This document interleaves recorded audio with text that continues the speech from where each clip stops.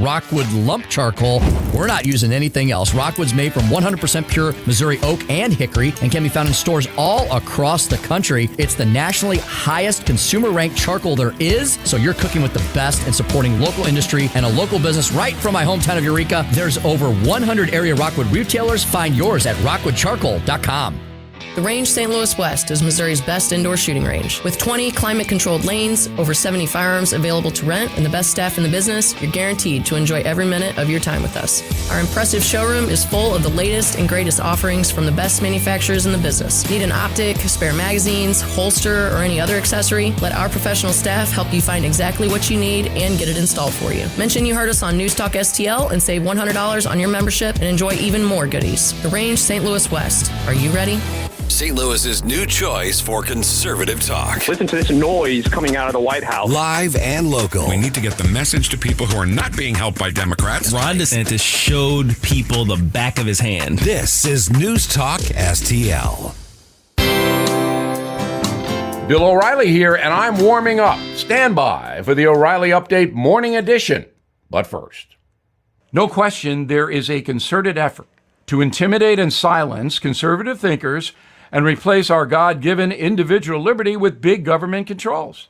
AMAC, the Association of Mature American Citizens, is the leading conservative advocacy and benefits organization in America. AMAC gives you access to exclusive benefits and all kinds of great content. Please stand with AMAC at amac.us. That's amac.us. On this Tuesday, it would be a terrible situation if Nancy Pelosi would use the dastardly attack on her husband to denigrate political opponents. Already, the once responsible Bob Woodward has done that, and it's flat out wrong. The loser drug addict who hurt Paul Pelosi is a deranged individual with all kinds of nutty beliefs. On the other side, Elon Musk was correct in shutting down conspiracy theories about the crime on Twitter. This conspiracy stuff is totally out of control in America and needs to stop. Facts establish truth, not ideologically driven fantasies. I will understand how angry many Americans are at the state of this country. I'm furious at how the progressive left is dismantling our society. It is wrong. It is harmful. It is unbelievable in its intensity, far more than most people know. We live in a country where parental authority is being eroded at a frightening level. Parents not having a say over what their children are taught in school or even medical decisions about their own kids. That is what the progressive left wants. I don't know how more dangerous a policy could be. But conspiracy theories do us no good. Back after this. Many timeshare owners are very upset because their yearly dues have nearly doubled. Well, Lone Star will guarantee the release of all liability to your timeshare in writing and in a specific time frame. With their A-plus rating at the Better Business Bureau, clients know that Lone Star Transfer is a company you can trust. For a free consultation, please go to LoneStarTransfer.com or call 855-551-7066. That is the Morning O'Reilly Update. More analysis later on. From the News Talk STL Weather Center. Widespread fog across the area this morning, some of it quite dense, so take it easy on the way in. 72 degrees for the high today. The fog will burn off by mid-morning, and we get into some sunshine this afternoon. What a first day for November, huh? Overnight lows tonight near 50, the high on Wednesday, and really the rest of this work week, daily highs in the mid-70s with sunshine. Our next chance for rain looks to be on Saturday. I'm KMOV First Alert meteorologist Kent Earhart.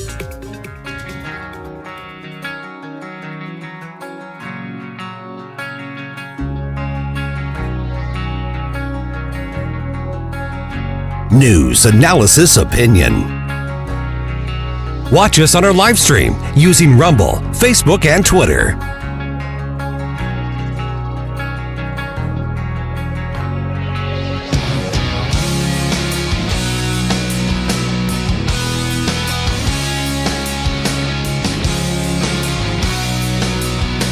Let's get the conversation started, St. Louis. This is Mike Ferguson in the morning on News Talk STL. When it comes to the race for St. Louis County Executive, we've got a pretty big night ahead of us tonight. Sam Page and Mark Mantovani are going to face off in a debate that you can watch on television this evening. I've got all the details about that for you, still a little bit down the road in the program. Matter of fact, our friend Jane Duker going to join us and give us a preview of what we should be looking for, maybe what we should hope to hear. Matter of fact, what do you hope to hear? I want to talk about that as well. Such an important race to the future of the St. Louis region. Good morning. Thanks for making News Talk STL part of your day. I hope that you're recovering well from your sugar hangover or whatever hangover that you've got after your Halloween parties last night. The Supreme Court opened up its session yesterday, and they heard opening arguments regarding a case challenging affirmative action at a couple of different universities. And we had a really informative conversation with Devin Westhill. You can find his work at the Federalist Society. You can also find him at the Center for Equal Opportunity. He kind of gave us a preview of what's at stake and assessed the case, because this is something that could affect, frankly, every college and university across the country, particularly those that rely on race-based admissions policies. So this could affect an awful lot of people. Here's what Devin had to say when previewing what this case could mean and what it could look like. U.S. Supreme Court is going to hear, among the many cases they're going to hear in their new session, challenges to race-based affirmative action policies. This involves one private university. This involves one public university. All of it obviously involving, public money when it comes to grants and tuition assistance and everything. Devin Westhill from the Center for Equal Opportunity joins us right now. Devin, let's start with the basics. We've got University of Michigan, and I'm drawing a blank on the other. I want to say it was Duke, but I could be wrong about that, or North Carolina. And what we've got here are basically challenges saying that using the race factor in admissions is in fact discriminatory in and of itself. What's set the stage for us? That's correct. Very happy to be here with you. The two schools who are being challenged in terms of their use of race in college admissions is Harvard and the University of North Carolina. As you suggested, one being private, that's Harvard, and one being public, that's the University of North Carolina. Way back in 2014, a group of Asian Americans sued those schools, saying, look, the way in which your use of race in admissions is playing out is that we're really getting the shaft here. And the evidence deduced at trial suggested as much, that Asian Americans had to score much, much, much higher in their academics than a similarly situated applicant who was black or Hispanic. These litigants say, look, this is illegal. Based on the court's precedents, saying you can't have quotas, you can't have ceilings on how many people of a certain race can be admitted to a school. And you know what, Supreme Court, you should overturn your 2003 case that says the use of race can be a factor that schools take into consideration in reviewing applications. A lot of the state admissions of schools, along with businesses and governments everywhere, is to promote diversity. Why would promoting diversity through we're going to have some spots for some people of different demographics, why would that be something that is illegal, even if it is discriminatory, if they say, but we want to make sure we have a racially diverse campus? Well, it's illegal because the Constitution in this country says that all states must treat their citizens equally under the law. And, of course, we have civil rights laws that say just that as well. You cannot discriminate on the basis of race. It doesn't matter if you think that diversity is a good thing, and quite frankly, that's, really not something that's at issue here, right? The Supreme Court has said, look, we think it's a compelling interest to have, campus racial diversity, and schools can narrowly tailor their use of race to promote that diversity. But the law that is higher than what 5 justices on the Supreme Court had to say about it is the Constitution and the civil rights laws of this country. It's very, very clear that using race as a factor is illegal.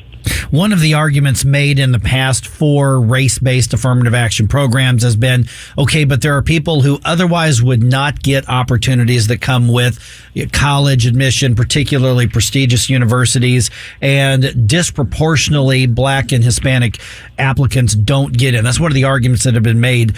Is there a case to be made for maybe economic opportunity that parallels racial demographics?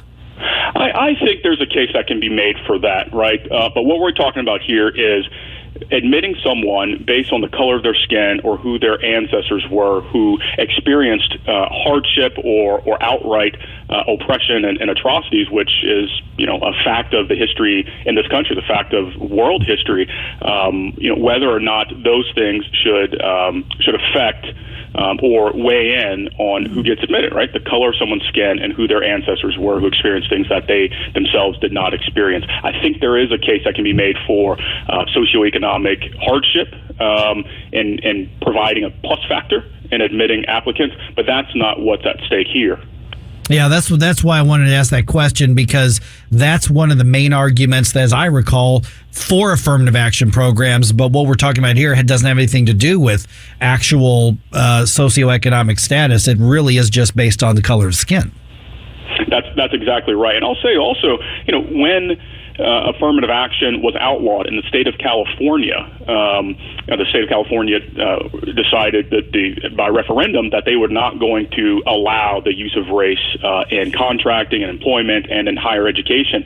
We saw actually that Black and brown students graduated in higher rates.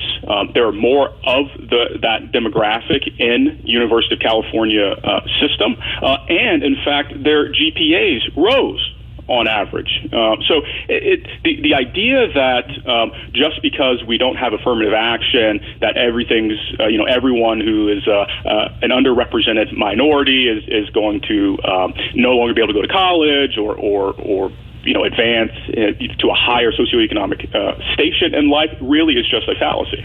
We are visiting with Devin Westhill from the Center for Equal Opportunity. Devin, I've just got a minute or two left. What do we know about the arguments that the universities are going to bring to defend their policies? What do we know about them, and what is your take on them? Well, I think basically what we're going to hear today, and arguments start at 10 o'clock in the UNC case, and then Harvard will follow after that because Justice Ketanji Brown Jackson is recused from the Harvard case, but will participate in the UNC case. What I expect to hear, and from Harvard and UNC lawyers and also from the government who are going to be arguing in these cases is, look, the law is settled here. We've got a nearly 20-year precedent that says race can be used as a mere factor, among many others, in the pursuit of benefits that flow from campus racial diversity. We know that there are plenty of them, and the Supreme Court says this is compelling. We should, allow the law to stay the way it is. But if the court decides it needs to revisit this, we ought to just be told that we should more narrowly tailor our admissions criteria and the use of race, and the Supreme and the Constitution and the civil rights laws of this country don't ban this type of activity, and that's what I expect from that side of the argument. So really, when we look at the possible outcomes, it's not just an up or down thumb vote. There could be a range of outcomes on this, not just yes, they're legal or no, they're not legal. That's right. There's a whole range. In fact, they are currently, the use of race in public life is illegal unless and until it is narrowly tailored, which is the legal terminology for this, to something the court has allowed. Right, a mere factor in admissions criteria, not a determining factor, for example. All right, Devin, where do we get in touch with you? Tell us about the Center for Equal Opportunity and where we can find it online. Well, thank you very much. The Center for Equal Opportunity's website is ceousa.org. It's an organization that's been around almost 30 years. We conduct studies of racial and ethnic preferences. We file lawsuits or file briefs in federal and state courts, and we try to influence public opinion by writing, speaking, and media appearances. I post quite frequently on my Twitter. It's at Devin, Devon, Westhill. You can find me there too. All right, Devin, appreciate you being on the program. My pleasure. Thank you. The news roundup is coming your way in just about 4 minutes. Also, a little bit later on, we've got the preview of what to expect in that Mark Mantovani versus Sam Page debate that's going to air tonight on Channel 11. And we're going to chat with our friend Jane Duker, going to give us a preview of what she's hoping to see in that conversation. And at 8:05, Brian Stoll from the St. Louis Battlehawks. Yep, I said it. The Battlehawks are coming back to the Dome. He's going to give us an update now that the XFL has announced that the logo, the team name, the blue and the silver, all coming back to St. Louis. That's all still ahead this morning right here on 101.9 and 94.1 News Talk STL.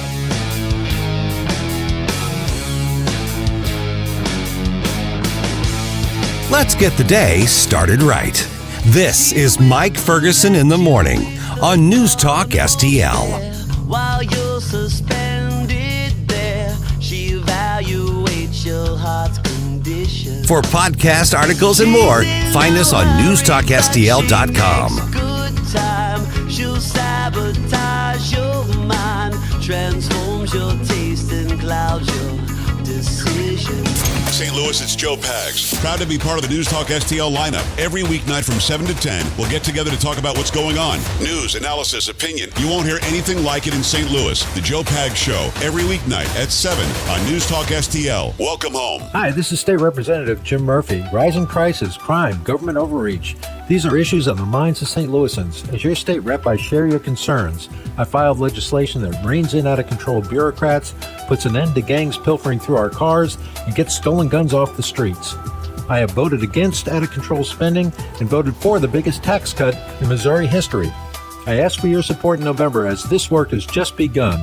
Vote Jim Murphy, your state rep. Paid for by Citizens for Murphy. Mary L. Murphy, Treasurer. Packages start at $29.99 a month with signed agreement. Restrictions apply. Speak to a representative for complete offer details. See Vivint.com for license details. Terms and conditions apply. Homeowners, if you're looking for the best in home security and smart home technology at a price you can actually afford, we have great news. Now you can get Vivint's award-winning home security systems starting at about $1 a day. U.S. News and World Report has recognized Vivint as the best professionally installed home security system of 2022. And right now, you can get Vivint's home security technology for about $1 a day. Plus, get free professional installation from a licensed technician. Protect your home and loved ones for as low as $1 a day. Call right now for your free home security consultation. 800-561-3405. 800-561-3405. 800-561-3405.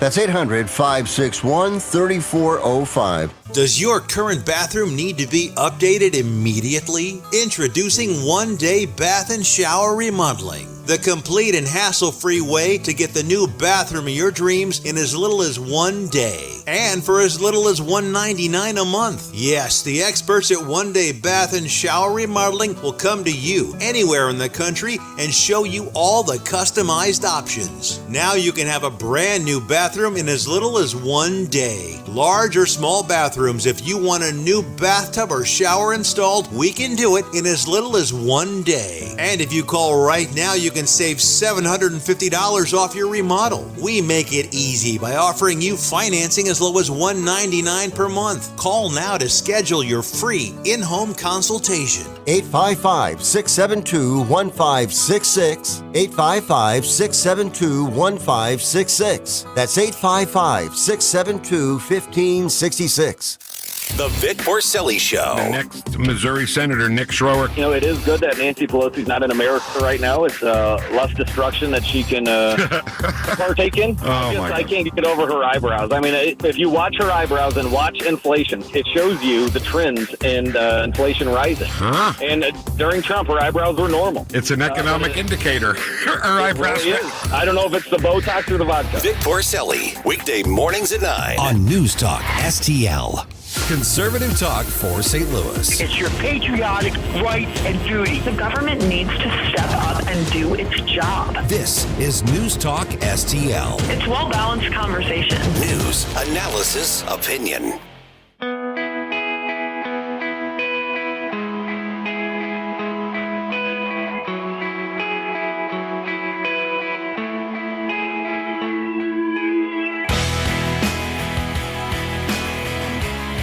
For podcast articles and more, find us on NewstalkSTL.com. Talk lines are open now at 314-912-1019. Having your first cup of coffee? Mike's on his third. This is Mike Ferguson in the Morning on News Talk STL. Okay, one of the big days when it comes to local elections, we've got the St. Louis County Executive's race. I've said it before. I'm going to say it again. I think this is the most consequential election in the entire region. I'm not trying to diminish any of the state legislative races. I'm certainly not trying to diminish races for U.S. Senate or governor on the Illinois side, but I'm saying in the St. Louis region, I think the race for county executive is maybe the biggest race that we have right now. Mark Mantovani and Sam Page are going to have their one and only debate tonight live on the TV. We should always be paying attention to local politics anyway. It starts at the local level, but in this particular case, it's really important. Very, very important. So I'm going to give you the details on that debate that's going to happen. And if you want to go hang out with like-minded anti-Sam Page people, I'll tell you where to do that. I mean, and good people are anti-Sam Page people. Let's be honest about that. Yeah. The two go hand in hand. Also, boy, I really want to know what you think about this around 6:20. Okay, an editorial written by a university professor, and this has gone crazy online, the debates and the arguments. This editorial says we should just forgive and forget all those COVID era authoritarian crackdowns on us. Let bygones be bygones. I mean, so some people were wrong about some stuff, but they meant well. Just forgive, forget, move on. Let's just have a what did they call it? They called it a treaty or a truce. I have some thoughts on that. Yeah, I do too. Yeah. So I've read the article. I've read the response. I have some very sharp thoughts, and one of the things that I'm being told is, well, I'm a Christian. And therefore, I'm supposed to forgive and I'm supposed to forget and I'm just supposed to move on. I disagree with that. So if you think I'm right or I'm wrong, right around 6:20, we're going to dive headfirst into that. Also, after announcing that he wants to put them out of business, Joe Biden now chastising oil companies for making a profit and actually keeping some of the profits that they made. I don't know how they can get away with that. Oh, geez. Just unbelievable. I mean, it's just unreal. And by the way, we're going to start off here in a few minutes talking about why this is the argument over oil and natural gas and all that. This is not just about politics or ideology or anything like that. This is about actual lives, and I think I can make a really compelling case for that. 314-912-1019. Let's see here. Other places around the country when it comes to politics, an Ohio Republican promising investigations into the Justice Department if Republicans win back the House next week. Fox News' Chris DeMeo has that story. Congressman Jim Jordan telling Fox News he would look into the politicization of the DOJ if Republicans take the House. Jordan citing testimony from 14 FBI agents that have come to the House Judiciary Committee asking for whistleblower status and claiming the Bureau has been politicized. The Republican says the agents claim the Justice Department is looking to get rid of folks who have conservative beliefs. The GOP needs to flip 5 seats in House races in order to win a majority. Chris DeMeo, Fox News. All right, we've got a lot more about that in just a little bit here. Sam Page, Mark Mantovani debate tonight starting at 7 o'clock. It's on KPLR. There's a watch party being hosted by the Mantovani campaign. That's going to happen at Helen Fitzgerald's on Lindbergh. That gets underway at 6 o'clock. The debate starts at 7 o'clock. The debate is expected to last about an hour. The party is going to go on. The watch party is going to go on to about 9 o'clock. That sounds like a lot of fun, actually. Yeah, a lot it of does. fun. A lot of fun. Not too far from my home. Oh, there you go. You should stop by. Yeah. President Biden calling on oil and gas companies to use their recent profits to lower cost for Americans and to increase production.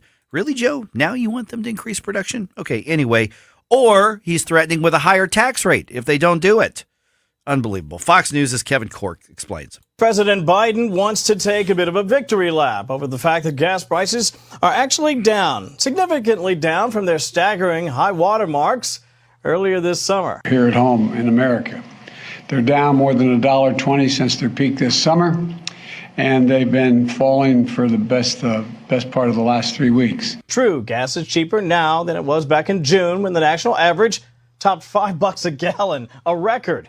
To hear the president tell it, it's not his policies. It's greedy big oil companies that are responsible for your pain at the pump. The White House also points out they're willing to raise taxes to compel big oil companies to produce more energy. Big oil companies aren't exactly the good guys, okay? Don't get me wrong. Notice how you and they said big oil companies every time. It's oil companies. They're oil companies. Well, but they're massive. I mean, they're massive, big. International. They're but these aren't the good. Okay, these aren't necessarily good guys. But when you're in a business model where you've got the arguably one of the most powerful men in the world saying, "I'm going to run you out of business," then saying, "Well, you're not doing what I told you to do. I'm going to tax you into submission to do what I want to do. How dare you make a profit when I've already promised to run you out of business?" Oh yeah. Is maybe one of the heights of arrogance and absolutely the heights of authoritarianism. That's not just about oil companies. If they can do that in one sector of the economy, they can do it anywhere else.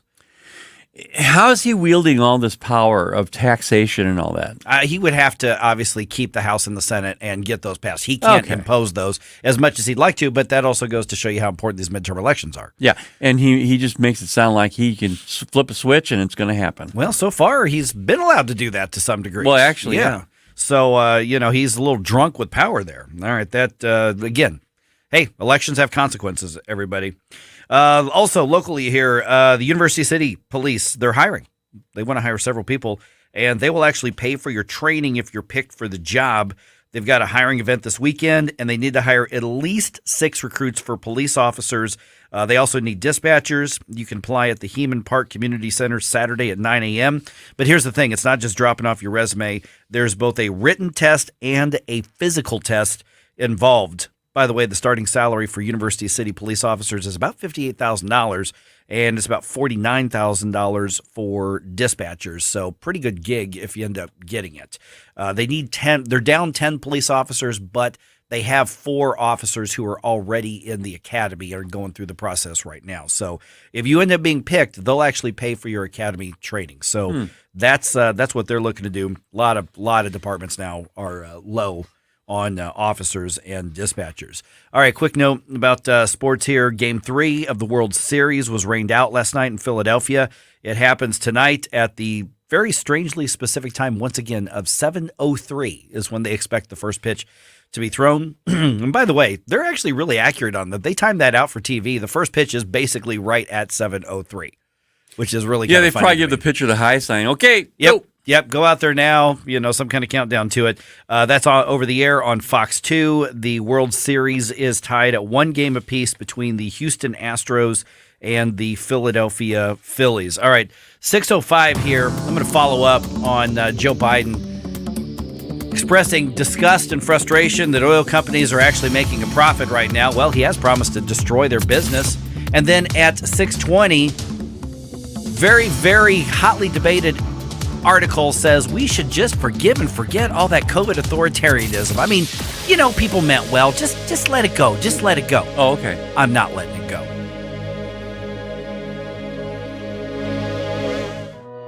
Hi, this is Councilman Mark Harder, running for St. Louis County Council, representing West St. Louis County. I want your vote to make sure county government does what it is supposed to do and doesn't do what it's not allowed to do. I want to ensure your maximum personal liberty as a county resident. I want to continue to be your voice in West St. Louis County. On November 8th, re-elect me, Mark Harder. Vote smarter, vote harder.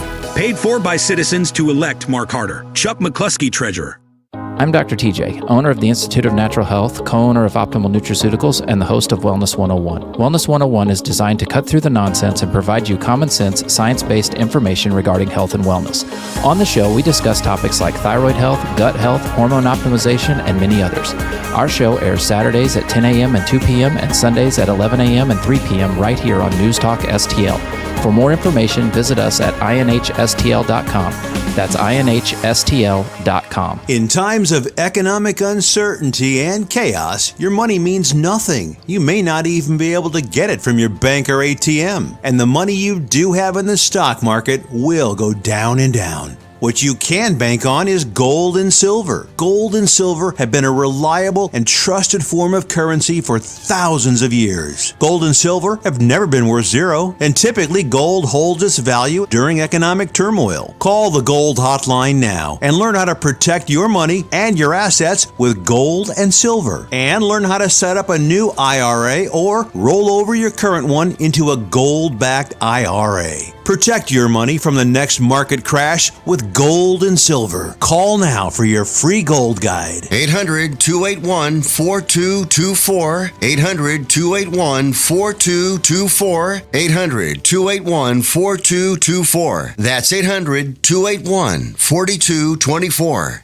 Life insurance is one of those things that just about everybody needs, but few people actually have. Hey, if you die unexpectedly without life insurance, guess what? You'll leave your family with even a bigger mess. Life insurance will help replace your family's income. It'll help cover burial expenses. Life insurance can even help pay off debt like credit cards and medical bills. Life insurance can even pay for college. And if you own a business and you die, life insurance can help your business from collapsing. It can even help cover estate taxes. Life insurance has never been more affordable and needed. Plus, you can always shop around even if you have a plan and save some money. So call the Life Insurance Quote Line right now for free pricing information. 800-979-3060.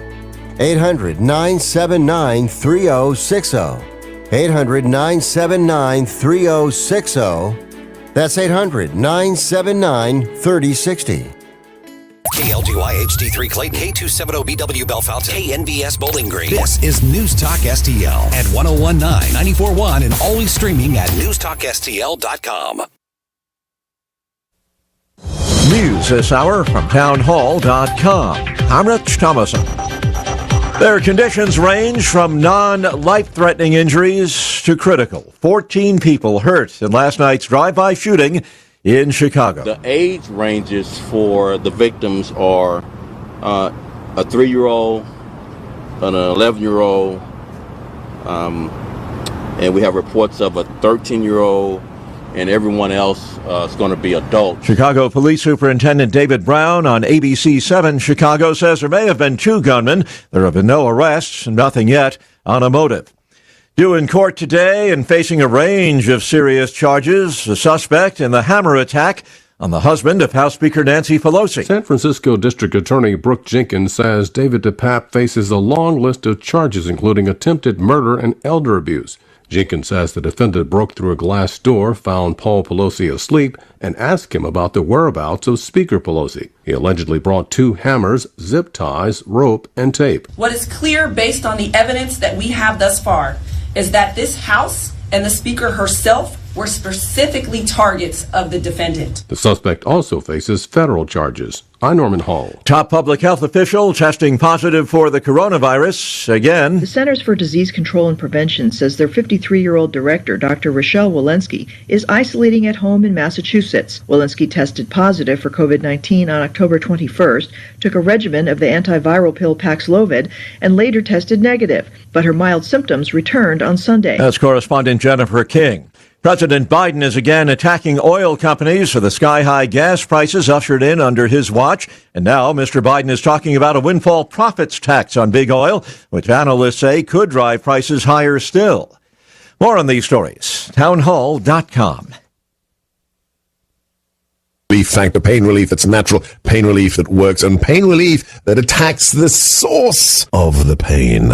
That's the experience of tens of thousands of Americans who are taking Relief Factor right now. See their incredible video endorsements at relieffactor.com and then order your 3-week quick starter pack for just $19.95. That's less than $1 a day. Find out if it can work for you like it works for me by ordering your 3-week quick starter pack today. relieffactor.com, relieffactor.com. Be the next success story. Hi, my name's Adam Barada. I'm the owner of Advantage Gold, the highest rated precious metals firm in the country. Now, we've won the Best of TrustLink Award 4 years in a row because we educate our clients on how to buy gold and silver the right way. We don't pay celebrity spokespeople millions of dollars. We'd rather pass that value on to you. Call 800-900-8000 and speak with one of our experts. We'll send you a free gold kit along with my latest national best-selling book, The Great Devaluation. Call 800-900-8000. Call 800-900-8000. From the Michaels Flooring Outlet Traffic Center.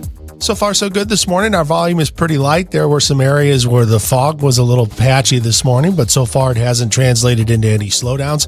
You should be in good shape. This report sponsored by Walgreens, and I'm Joe Sonderman from the News Talk STL Traffic Center. Finding the right Medicare plan was no easy feat until I found Walgreens Find Rx coverage. Compare plans online, over the phone, or in person, and find plans with low-cost copays. When you need to talk Medicare, Walgreens is here. Start shopping today at walgreens.com/Medicare. From the News Talk STL Weather Center. Widespread fog across the area this morning, some of it quite dense, so take it easy on the way in. 72 degrees for the high today. The fog will burn off by mid-morning, and we get into some sunshine this afternoon. What a first day for November, huh? Overnight lows tonight near 50, the high on Wednesday, and really the rest of this work week, daily highs in the mid-70s with sunshine. Our next chance for rain looks to be on Saturday. I'm KMOV First Alert meteorologist Kent Earhart. This hour of News Talk STL brought to you by House Sold Easy. Looking to sell a house fast? Call David today at 314-293-3000. That's David with House Sold Easy at 314-293-3000. Have you been floored? Not until you've gone to Michael's Flooring Outlet. They've been a locally owned and operated family business for more than 28 years.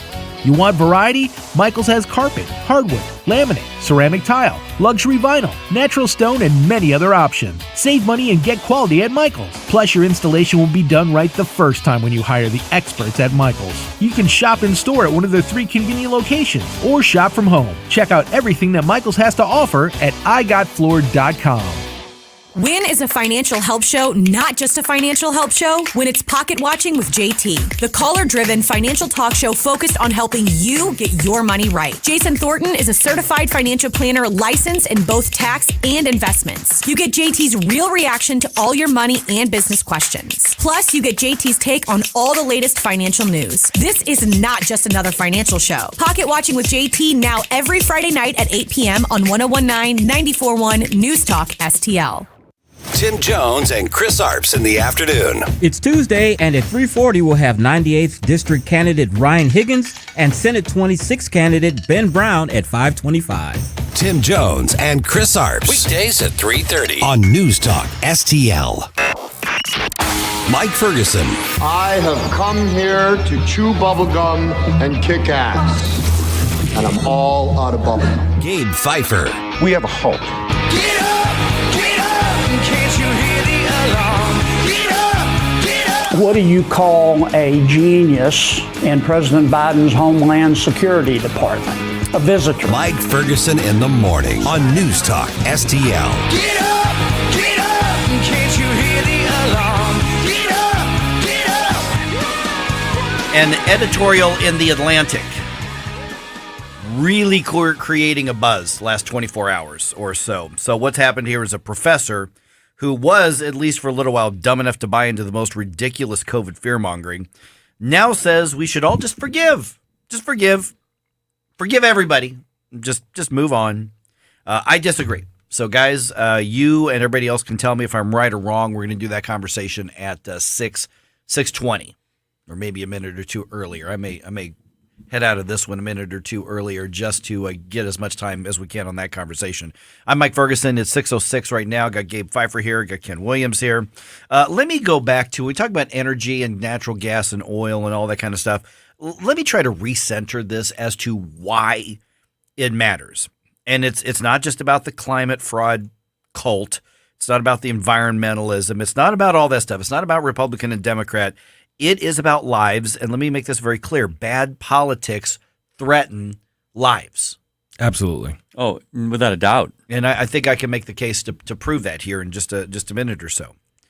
And let me start off by pointing out that in New England, some New Englanders could be out in the cold in their own homes this winter, and it's all because of a shortage of natural gas, which is because of politics. Fox News' Ashley Strohmeyer explains. New England's largest utility company is pressing President Biden to get emergency preparations in place for a potential natural gas shortage. Eversource sent a letter to the Biden administration saying New England won't have sufficient natural gas to meet the power supply. That is, if the region experiences a severe cold spell leading to a potential public health and security threat. Hey, Gabe, you're familiar with the New England area. Do they ever get really cold spells in the winter? A little bit. I mean, it's usually pretty balmy up there. Yeah. We once had a snowstorm on April 1st. Oh, geez. Isn't that the area where they open their doors and it's customary for them to open their doors in the winter and there's a fake door, it's called snow, that's facing them 3 feet high? The snow door, yes, of course. Oh, man. All right, so in the meantime, Joe Biden, he gave one of his press conference addresses to the nation yesterday about gas prices. The president says it's U.S. oil companies. It's their fault because what they should be doing is lowering their prices because they're making a profit. If they passed the rest on to the consumers, the price of gas would come down around an additional 50 cents.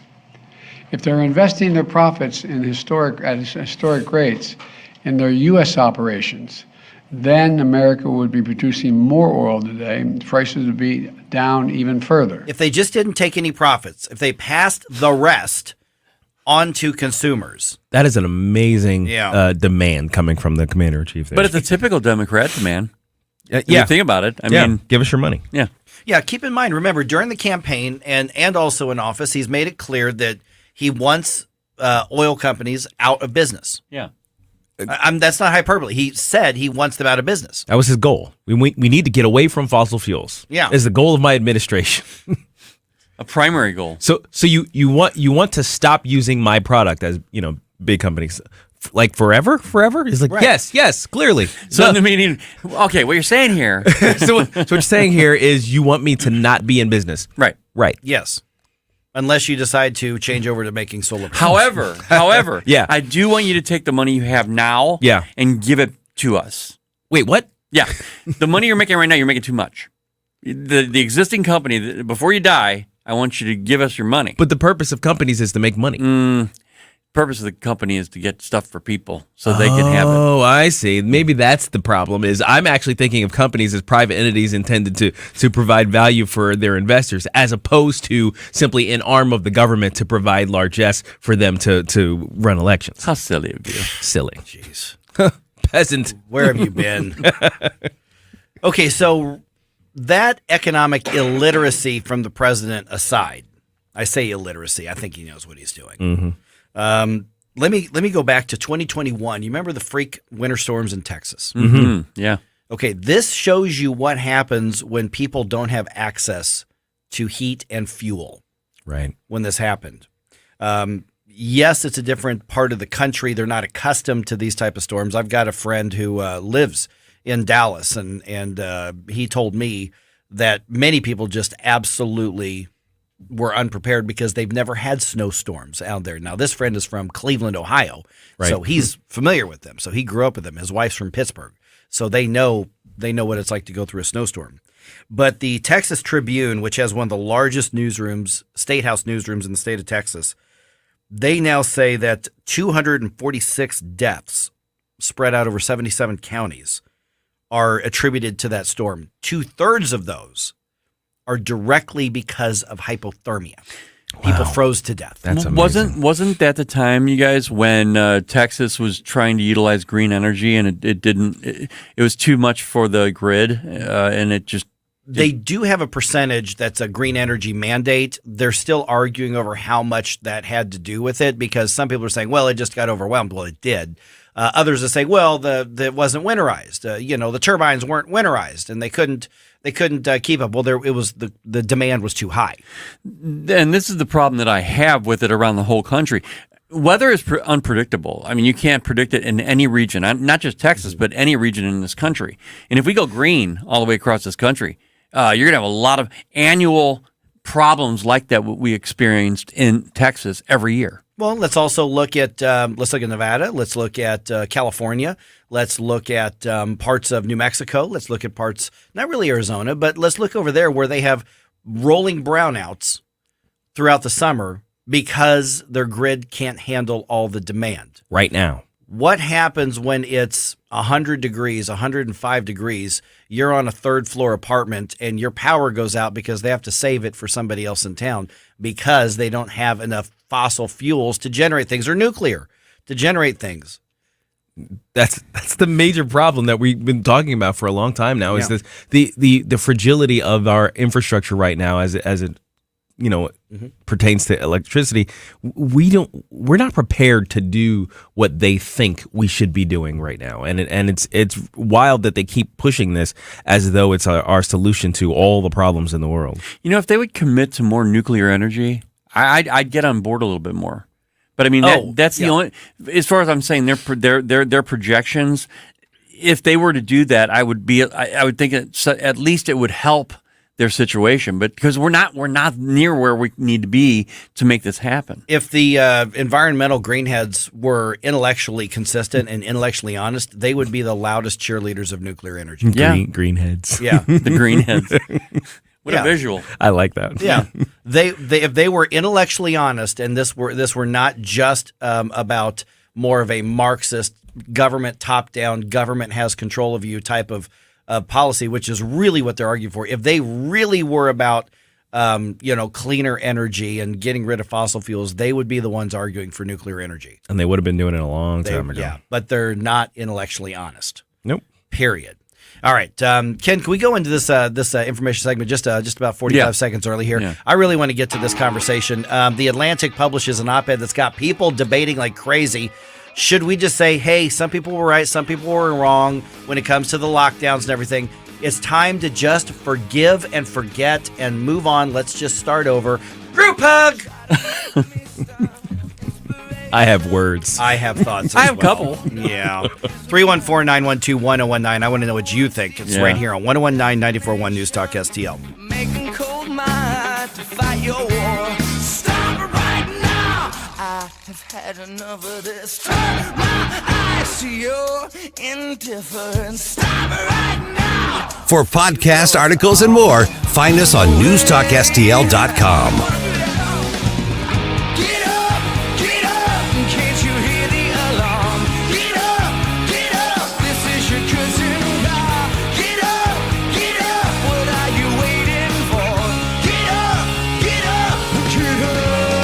Get up, St. Louis. It's Mike Ferguson in the morning. Made in St. Louis for St. Louis.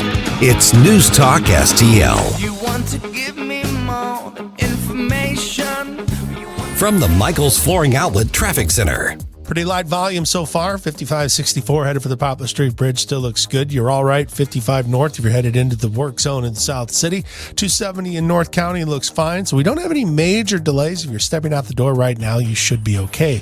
I'm Joe Sonderman. This report sponsored by Dell Technologies from the News Talk STL Traffic Center. Dell Technologies Black Friday event starts early with up to 48% off business PCs powered by 12th Gen Intel Core processors, plus savings on accessories and free shipping. Call a Dell Technologies advisor at 877-ASK-DELL.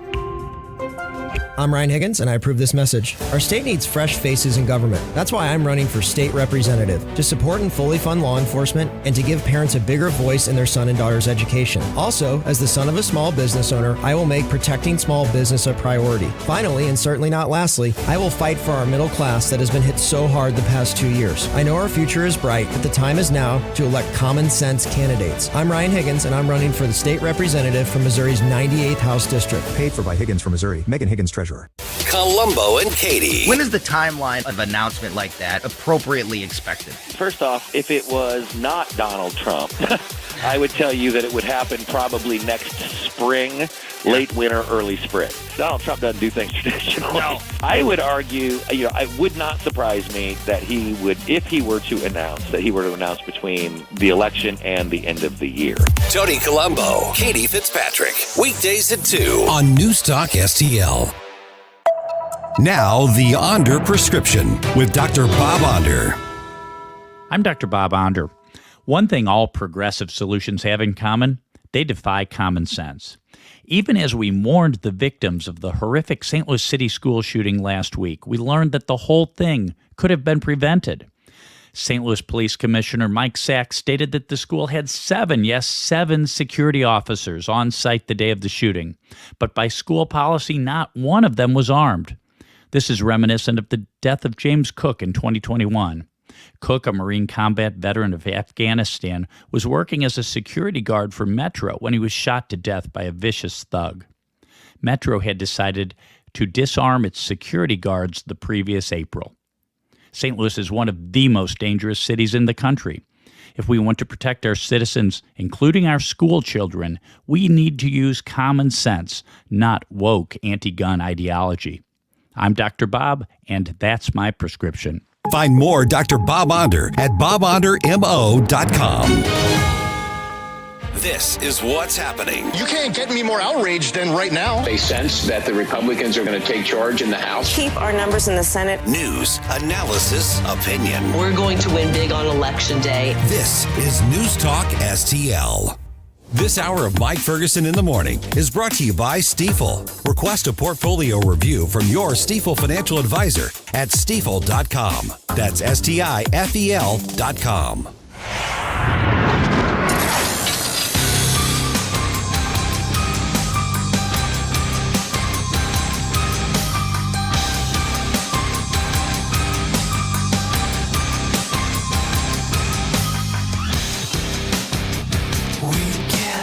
Talk lines are open now at 314-912-1019. Get up, St. Louis. It's Mike Ferguson in the Morning. Made in St. Louis for St. Louis.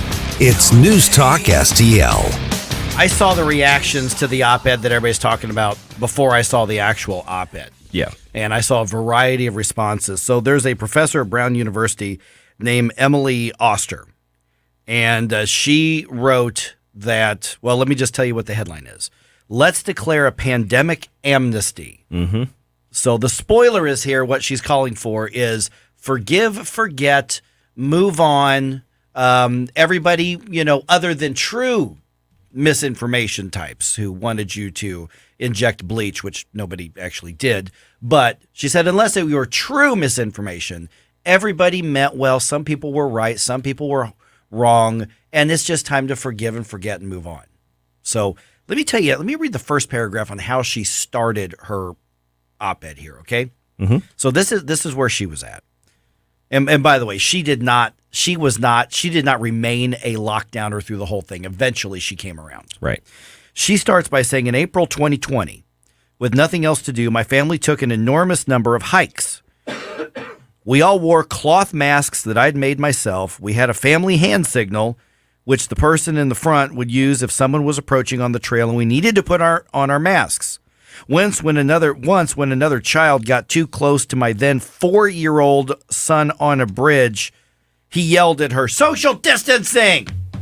4 years old. Wow. She goes on to say these precautions were totally misguided. In April of 2020, no one got the coronavirus from passing someone else hiking. Outdoor transmission was vanishingly rare. Our cloth masks made out of old bandanas wouldn't have done anything anyway. But the thing is, we didn't know. So that's a lot of the crux of our argument. Well, we didn't know. Okay, if you are so dumb to think that putting on a bandana around your nose and having your 4-year-old yell at other children is going to protect people, okay, you didn't know, but I don't care what your PhD is in. You're an idiot. Yeah, absolutely. You bought into stupid fear-mongering. Well, and the rest of us were telling you that. Yes. Pretty early on. It wasn't so much of a and I've said this before. I was very willing to forgive people who in the very beginning of 2020 when we actually had no idea what was going on, that they just kind of freaked out. Mm-hmm. I get that. I was one of those people who kind of freaked out. I was wiping down my freaking groceries because they told me to. Okay. Yeah, I was staying at home happily for 2 weeks. I was that guy. But the once the data came in, once it kind of hit the fan, and all of us were like, wait a second, here's what's wrong, and here's what's wrong with all of these things. And then the rest of these people got militant. Then the rest of them said, you should be ostracized from society. You're trying to kill grandma. Here's now all of the rules. We're going to separate you from your loved ones and don't go to Thanksgiving and all of these things. Once all that started happening and you found yourself on that side of the aisle, there was going to be a long road to actually getting my forgiveness. And that starts with saying I was 100% wrong. I bought into fear-mongering. It exposed a character defect in me for not having faith or strength or courage or the gumption to find things for myself. I did what I was told.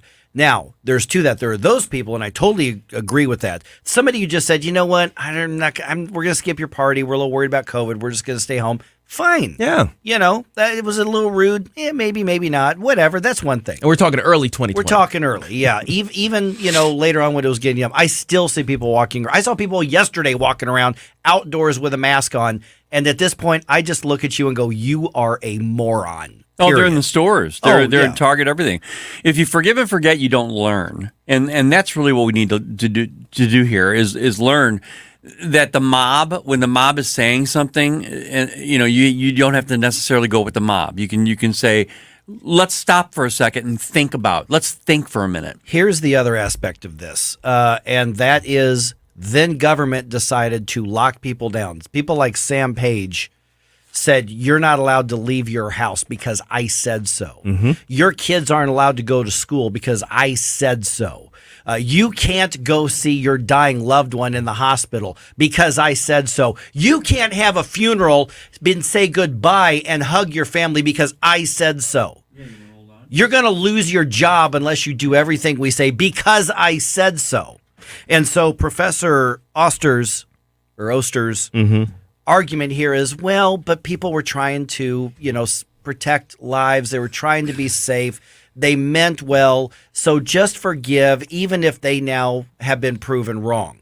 The presupposition of good faith, I think, is wrongheaded. That's a huge problem with her article. Yeah, is that it assumes everybody was in good faith. Well, and it shows that they weren't, because it's exactly how you said. There's no actual apology there. Mm-hmm. It isn't, I'm so sorry. Oh my gosh, I feel really bad for the hurt that I caused society because I went along with it. There's none of that. There's no repentance in this description. It's simply let's just chalk it up to, oh well, it happened. I'm sorry you lost your job. I'm sorry you weren't able to say goodbye to grandma. No, screw you. Yeah. Not only that, but I heard the word truce in there somewhere. Well, truce, all that means is that's just downtime. This could happen again, and the truce is over. That means we're back to war. Yeah, well, and that's the thing. They declared a societal war on us. Yes. Mm-hmm. On those of us who had questions, those of us who didn't want to go with these mandates. They declared a societal war on us. They openly talked about the best ways to coerce us into doing what they wanted, or to otherwise ostracize us from society. And now you're just saying, well, I meant well. Did you? No, they didn't. Yeah, did you really? Oh, we've got Zena Hackworth on the phone. Hey, Zena, how are you?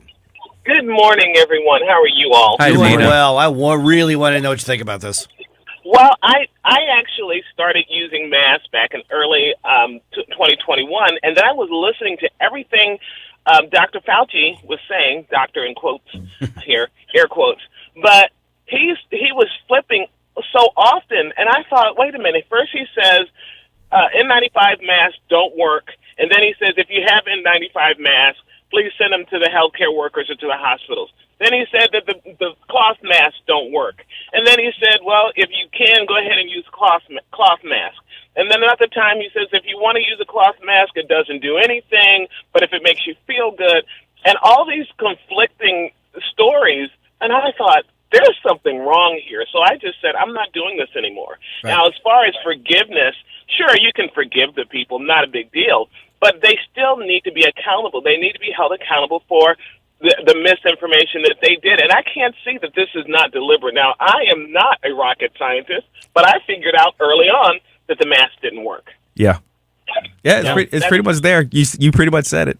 Yeah, and what she's arguing here is that nobody has to take accountability. Just chalk it up to, we were scared, we didn't know, public officials had to make difficult choices. And my argument is no, they did not have to make choices, because that assumes that they have the authority and the duty and the moral requirement to decide to run our lives, and that's where I disagree. And it feels like you're, and Zena, it feels like you're living in an abusive relationship where you know they did it to you, and then they apologize. That I'm sorry about that. It won't happen again. But then it does happen again. Right, but then they also know that they were abusing you from the beginning. That's the same thing. These people knew that what they were saying was wrong. If I figured it out in 3 weeks or so, or 2 or 3 weeks, I know that these so-called doctors and scientists and so on, they knew this especially if they know the nature of viruses in and of themselves. So these people knew. This was a deliberate effort to find out who they can control. Yeah. So let's just forget about it now. We figured out who we can control now. No, we're not going to forget about it. Yeah, what about next time? What about next time? The next time they're going to do the exact same thing, and then you're going to still have people walking around by themselves or driving by themselves with masks or 4 and 5 masks on. Right. Because they're afraid. You hit it. Because they're afraid. Yeah. Hey, Zena, thanks so much for starting off the show right Thanks, with us. Zena. Thank you. Okay, let me tell you how extreme, because she talked about the control, and she's 100% right about that. In California, police went into the ocean to arrest a guy who was surfing. Yeah. I by remember himself, all in the name of protecting people from COVID. And nobody said, whoa, hold on. Here. Sam Page says you're not allowed to leave your house. I'm going to also argue every business owner who rolled over and complied, you owe everybody an apology as well. Yeah. How about the schools, Mike? My daughter, her junior year in high school, this is when it hit, and she was required as a pitcher on a softball field to wear a mask during practice. She quit. Yeah. She said, I'm done with this. Dad, because she had symptoms of asthma when she was a kid. And she said, I'm afraid I'm going to revert back to that time that I hated. And they made her wear a mask. She couldn't breathe. By the way, softball pitchers are 45 feet away from the other players on the field. Yeah. They are. Social distancing. So they filled in skate parks with sand. Yeah. They covered basketball hoops with wood. They locked up, they taped down playgrounds so your children couldn't play outside away from people. They destroyed people's lives, and now they want to say, oh, well, we were scared. There's a TikTok of a guy saying, like, we were stranded on a desert island and you guys were talking about eating us. And now, as we're on the rescue boat coming, and you're like, hey, can we just let bygones be bygones? No, MFer, you were trying to eat me. It was just a hickey. It's like you bit me. Yeah. Basically. And all those lockdowns, all those sand fills and everything that they had to do to the playgrounds and all that stuff. Think about that for a second. They had to plan that. They had to actually construct ways to make you not do the things that they wanted you to not do. Oh, my gosh. 314-912-1019. And there are people who are arguing these are, of course, the same people that were saying, just wear a mask. It's the loving thing to do. It's not a big deal. Just put them on. Just get vaccinated. It's for other people. Well, all these things that we now know are not true. These are the same people now we're saying, you know what? We tried. Give us credit. The politicians the health officials were in a tough situation. They had to do something. Forgive, forget, move on. Unless there is accountability, unless there is repentance, like you said. And that's a good, strong word. I don't mean, upon further review, we probably could have done things differently. I don't want to hear that. I want to hear I am personally repenting for what I did to other people and recognizing the personal human impact and trying to make some kind of amends. Then we can talk about whether or not I'm going to consider forgiving you for what you did to other people. And it's our duty as citizens and business owners, etc., to not forget. And so that when it does happen the next time, we look at them and we say, no. Find another way. And for those who are saying, well, it's the Christian thing to do, to forgive and forget. Well, first of all, they haven't taken accountability. Secondly, this is also about justice, and justice is a very Christian principle. We need to talk more about this. 314-912-1019. This is 1019, 94.1 News Talk STL.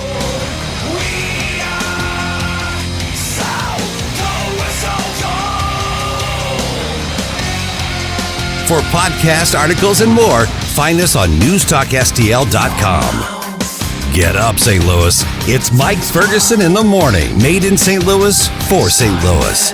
It's News Talk STL. Listen anytime. It happens anywhere. Everywhere. Every day continues to bring more news with the News Talk STL app. Keep St. Louis's home for conservative talk with you wherever you go. Download the News Talk STL app in the App Store or at NewstalkSTL.com.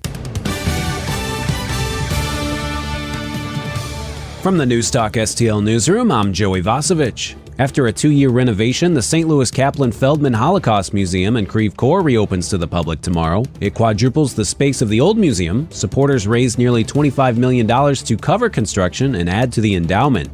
An 18-year-old Jefferson County man has been indicted in federal court for allegedly selling cocaine and firearms via Instagram. According to court filings, the man advertised the sale of cocaine through a local pharmacy link on his Instagram page, which led to him setting up a local ammunition page, allowing gun buyers to circumvent background checks. Planned Parenthood will take over the former Tri-Rivers Family Planning Center in Rolla starting today. The chief medical officer of Planned Parenthood of the St. Louis region in southwest Missouri said the health center will offer contraceptives, pregnancy tests, and other reproductive health services. MoDOT will close the westbound I-270 entrance ramp from Hanley Road, Graham Road tomorrow at 7 a.m. The 2-week closure will allow crews to connect the existing I-270 westbound ramp to the new roundabout currently under construction. And in sports, the Blues fell to the Kings 5-1 in St. Louis last night. Goalie Jordan Binnington started for St. Louis but was pulled midway through the second period after giving up 5 goals on 19 shots. Next up, the Blues welcome the Islanders to Enterprise Thursday night. Puck drop is at 7 p.m. For in-depth coverage of these stories and more, go to NewstalkSTL.com.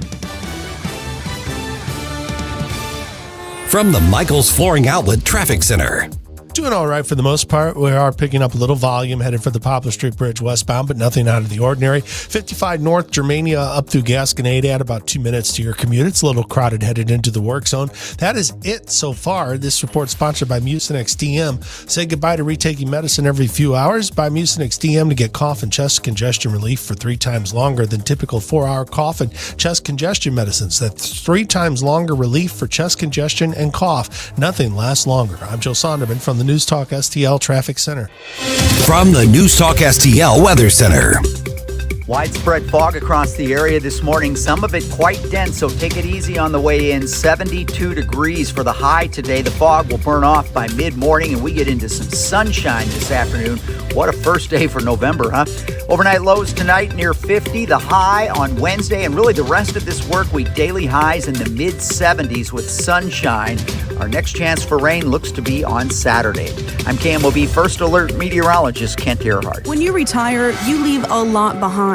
But the one thing you take with you, a tax bill. And did you know that income taxes could be your single largest expense in retirement? The good news is, Steve All and his team at the All Financial Group, they can show you how it's possible for you to pay less to Uncle Sam with the right tax planning. And as Steve explains, we'll all have to adjust to tax changes that have been made over the past few years. We had the Trump tax cuts. Those are going to expire. They got rid of the stretch IRA. If we've got historically low rates for at least the next 2 to 3 years, why don't we take advantage of it? To learn more about your taxes in retirement, mark your calendars for Wednesday, September 28th at 6 p.m. at St. Peter's Cultural Arts Center. And while it's complimentary, you do need to reserve your spot today. Call 636-230-8824. Visit YourMoneyMattersSTL.com for more details. The All Financial Group is a financial services firm that offers a broad array of products and services, including life insurance and annuities. Licensed in Missouri and Illinois.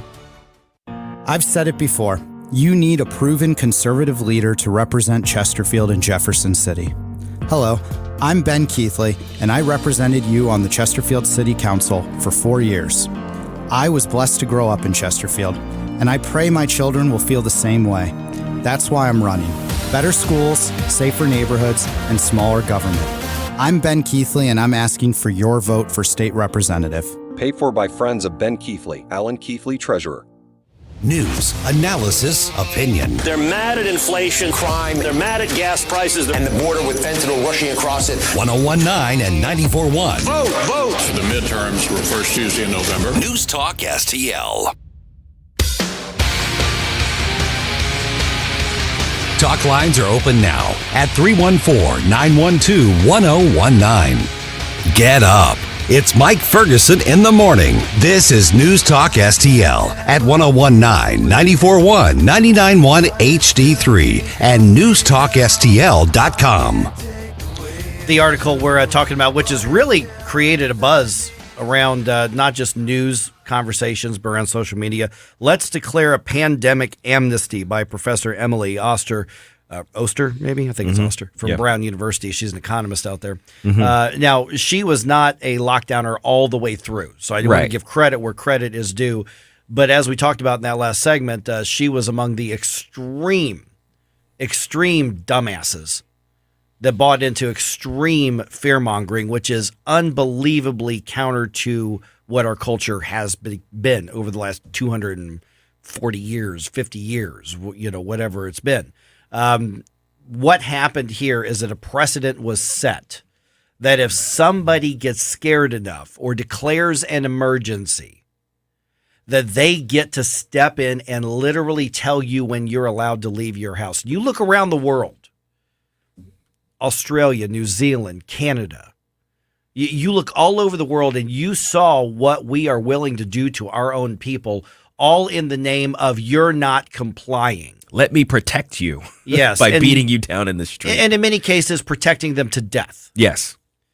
And so we saw the worst of government. We saw some of the worst of culture. We saw some of the worst of the modern era.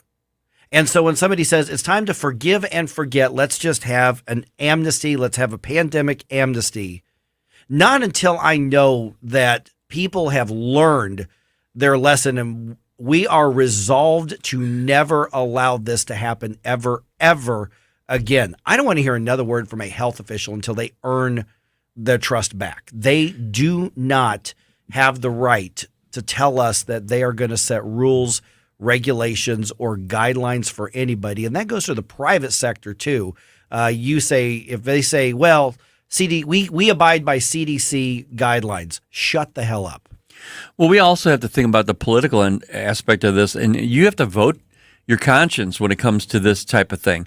The Biden administration and anybody involved, they were weaponizing the CDC and saying, hey, their recommendations basically are God. I mean, they're the ones that are actually designating policy just by their recommendations, and the Democrats let that happen. Yeah, and speaking of conscience, we kind of you touched on the Christian aspect of it that was kind of thrown out there. I guess in my Twitter feed and probably in yours too, there are certain Christian-y sort of people in there, and one of the things that's been thrown out right now is that, well, it's the Christian thing to do is to forgive these people. Well, here's the thing. Here's the thing, and we need to understand what the difference is here between forgiveness and reconciliation. Because forgiveness is really for you, for yourself. Forgiveness is that so that you don't hold hatred in your heart for somebody else. I'm okay with that portion of it. I don't want to walk around with hatred in my heart for the people who basically ruined lives around the country, including family members who were fired from jobs. I'm still making up my mind on that. I mean, it's good. It's not good to hold hatred in your heart, Mike, because you're drinking poison, hoping somebody else dies. But the whole idea though of the reconciliation portion is like there's this assumption that forgiveness means okay. No, we're good now, right? No, we're not good. And the Bible actually talks about how there are certain people you're not supposed to hang around anymore. So the thing is, you can forgive those people. The Bible tells you to forgive those people. It tells you to pray for them, but it doesn't tell you to hang around them. It doesn't tell you to give them influence over your lives. Christianity is not a suicide pact, a cultural suicide pact where we agree to take all your crap and forgive you at the end of it. No, we forgive you for our own good and for our good, for our reconciliation with God. But look, if you're on the wrong side of things, I don't have to be your friend. I don't have to give you influence over my life anymore. And that's where we are. These people should have no social influence anymore until they come to realize with true repentance, like we were talking about, that everything they did was wrong and that they feel sorry for what they did and they're never going to do it again. And as a Christian, I would say forgive, but don't forget. Yeah. And I think that's the key is don't forget, let's learn from what happened. And then the next time this does come down the track, we could be seeing a pandemic happening. Okay, you know what?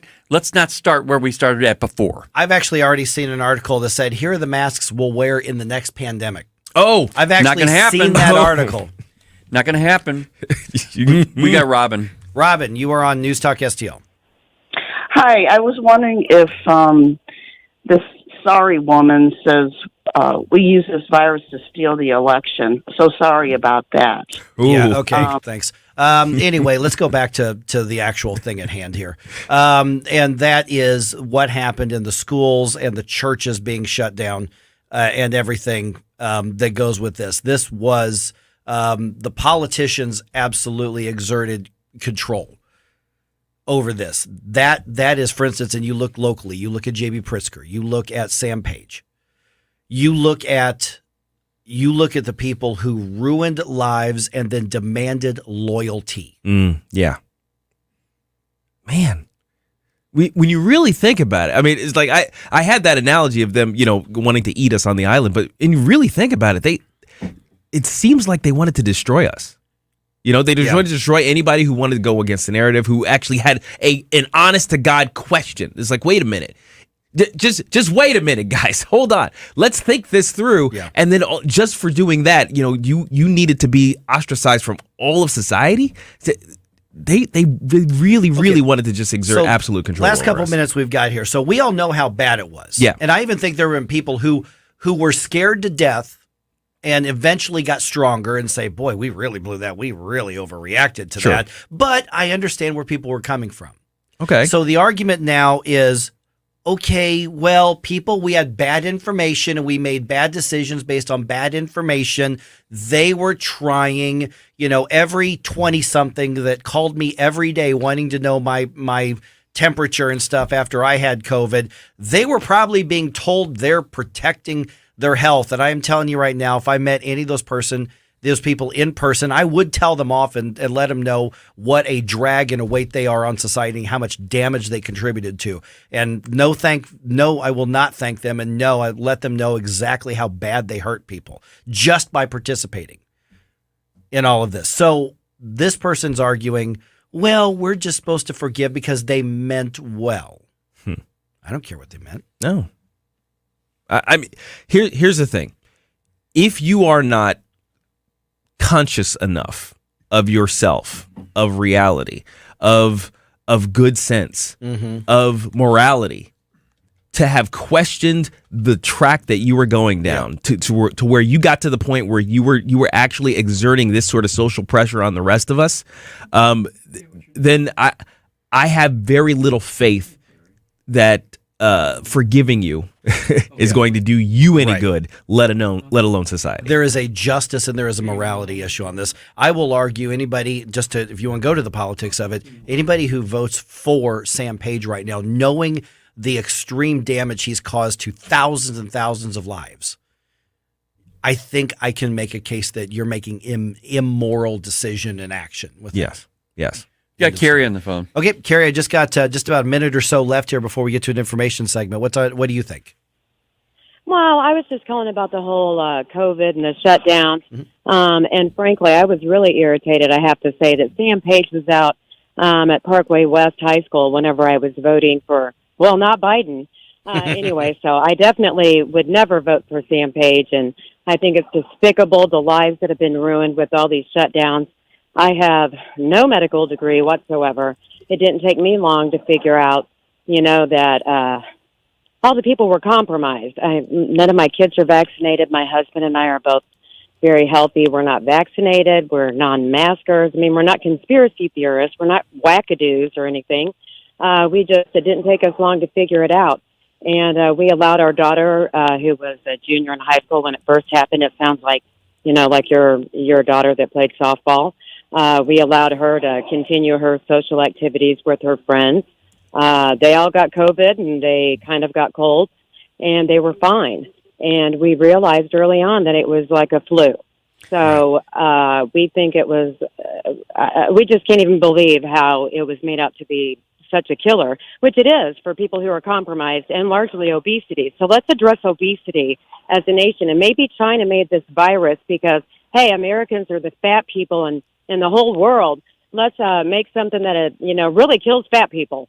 There you go. Eliminate America. You never know, Carrie. I mean, you mentioned that we're not wackadoos or anything. That's another thing they need to apologize for ostracizing all the people who were just actually being normal or asking questions. Or asking questions. Mm-hmm. Yeah.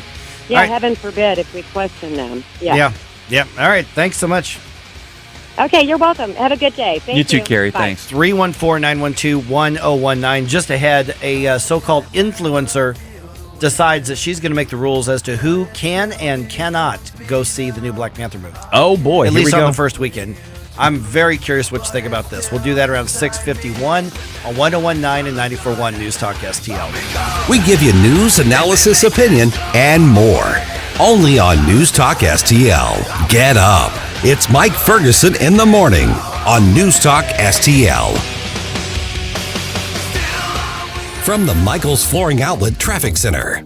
If you're northbound on 55, we've got a problem ramping onto 270 westbound. There's a crash blocking the left side of that ramp, so traffic backing up to Butler Hill. 30 eastbound at Route Double P, we had word of a crash blocking the left lane. Otherwise, it's just normal volume so far this morning. This report is sponsored by NetSpend All Access Account. NetSpend All Access Account, get the account designed for your everyday mobile banking needs. Banking services provided by an account established by Pathward NA. Member FDIC. Deposit account opening is subject to registration and ID verification. Terms and costs apply. I'm Joe Sonderman from the News Talk STL Traffic Center.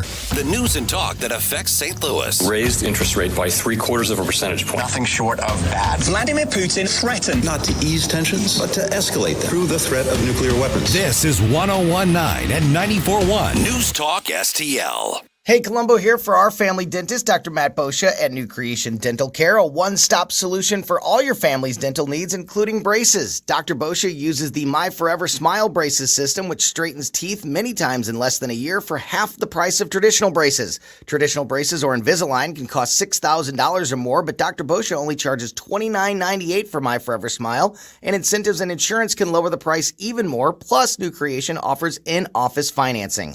Learn more at newcreationdentalcare.com.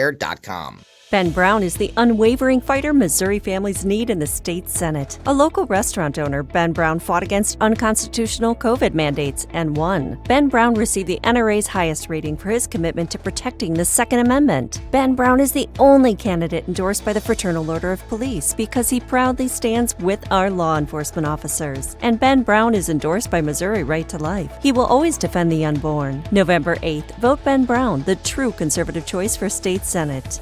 Hi, I'm Ben Brown, conservative fighter for state Senate. Career politicians have done everything they could to tear our nation apart. Now our shelves are empty, businesses can't find workers, gas prices are ridiculous, and we're less safe than ever. It's time to set things right. I've faced down violent opponents in the cage and defeated liberal tyrants in the courts. Now I'm ready to fight for our families and our freedoms in the state Senate. I'm Ben Brown, and I'm asking for your vote. Paid for by Ben Brown from Missouri, Tim Miller, Treasurer. Is the path to business prosperity to find your best clients? Bongino. In other words, people with big voices like News Talk STL, and then to kick them off the platform and attack them for barely stating an opinion? Weekdays at 11. Do you think that's an effective business model? On News Talk STL. This hour of Mike Ferguson in the Morning is brought to you by Stifel. Request a portfolio review from your Stifel financial advisor at stifel.com. That's STIFEL.com.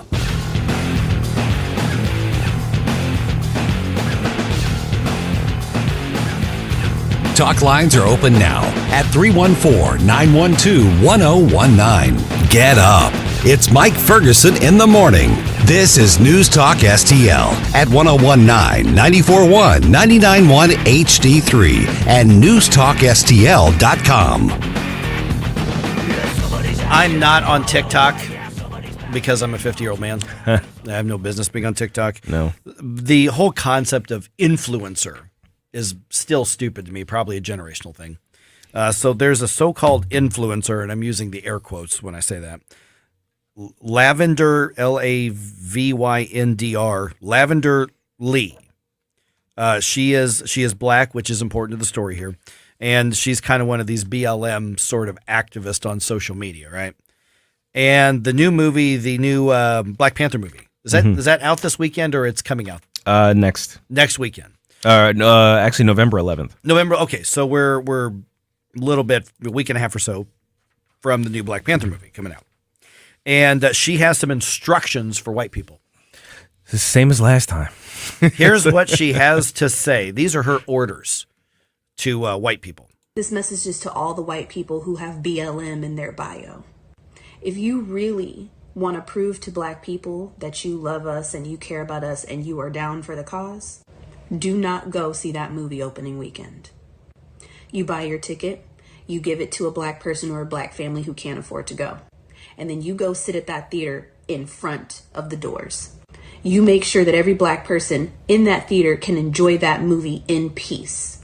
You make sure that you use your body to block us from anybody who would be coming in that theater to do us harm. That is your job.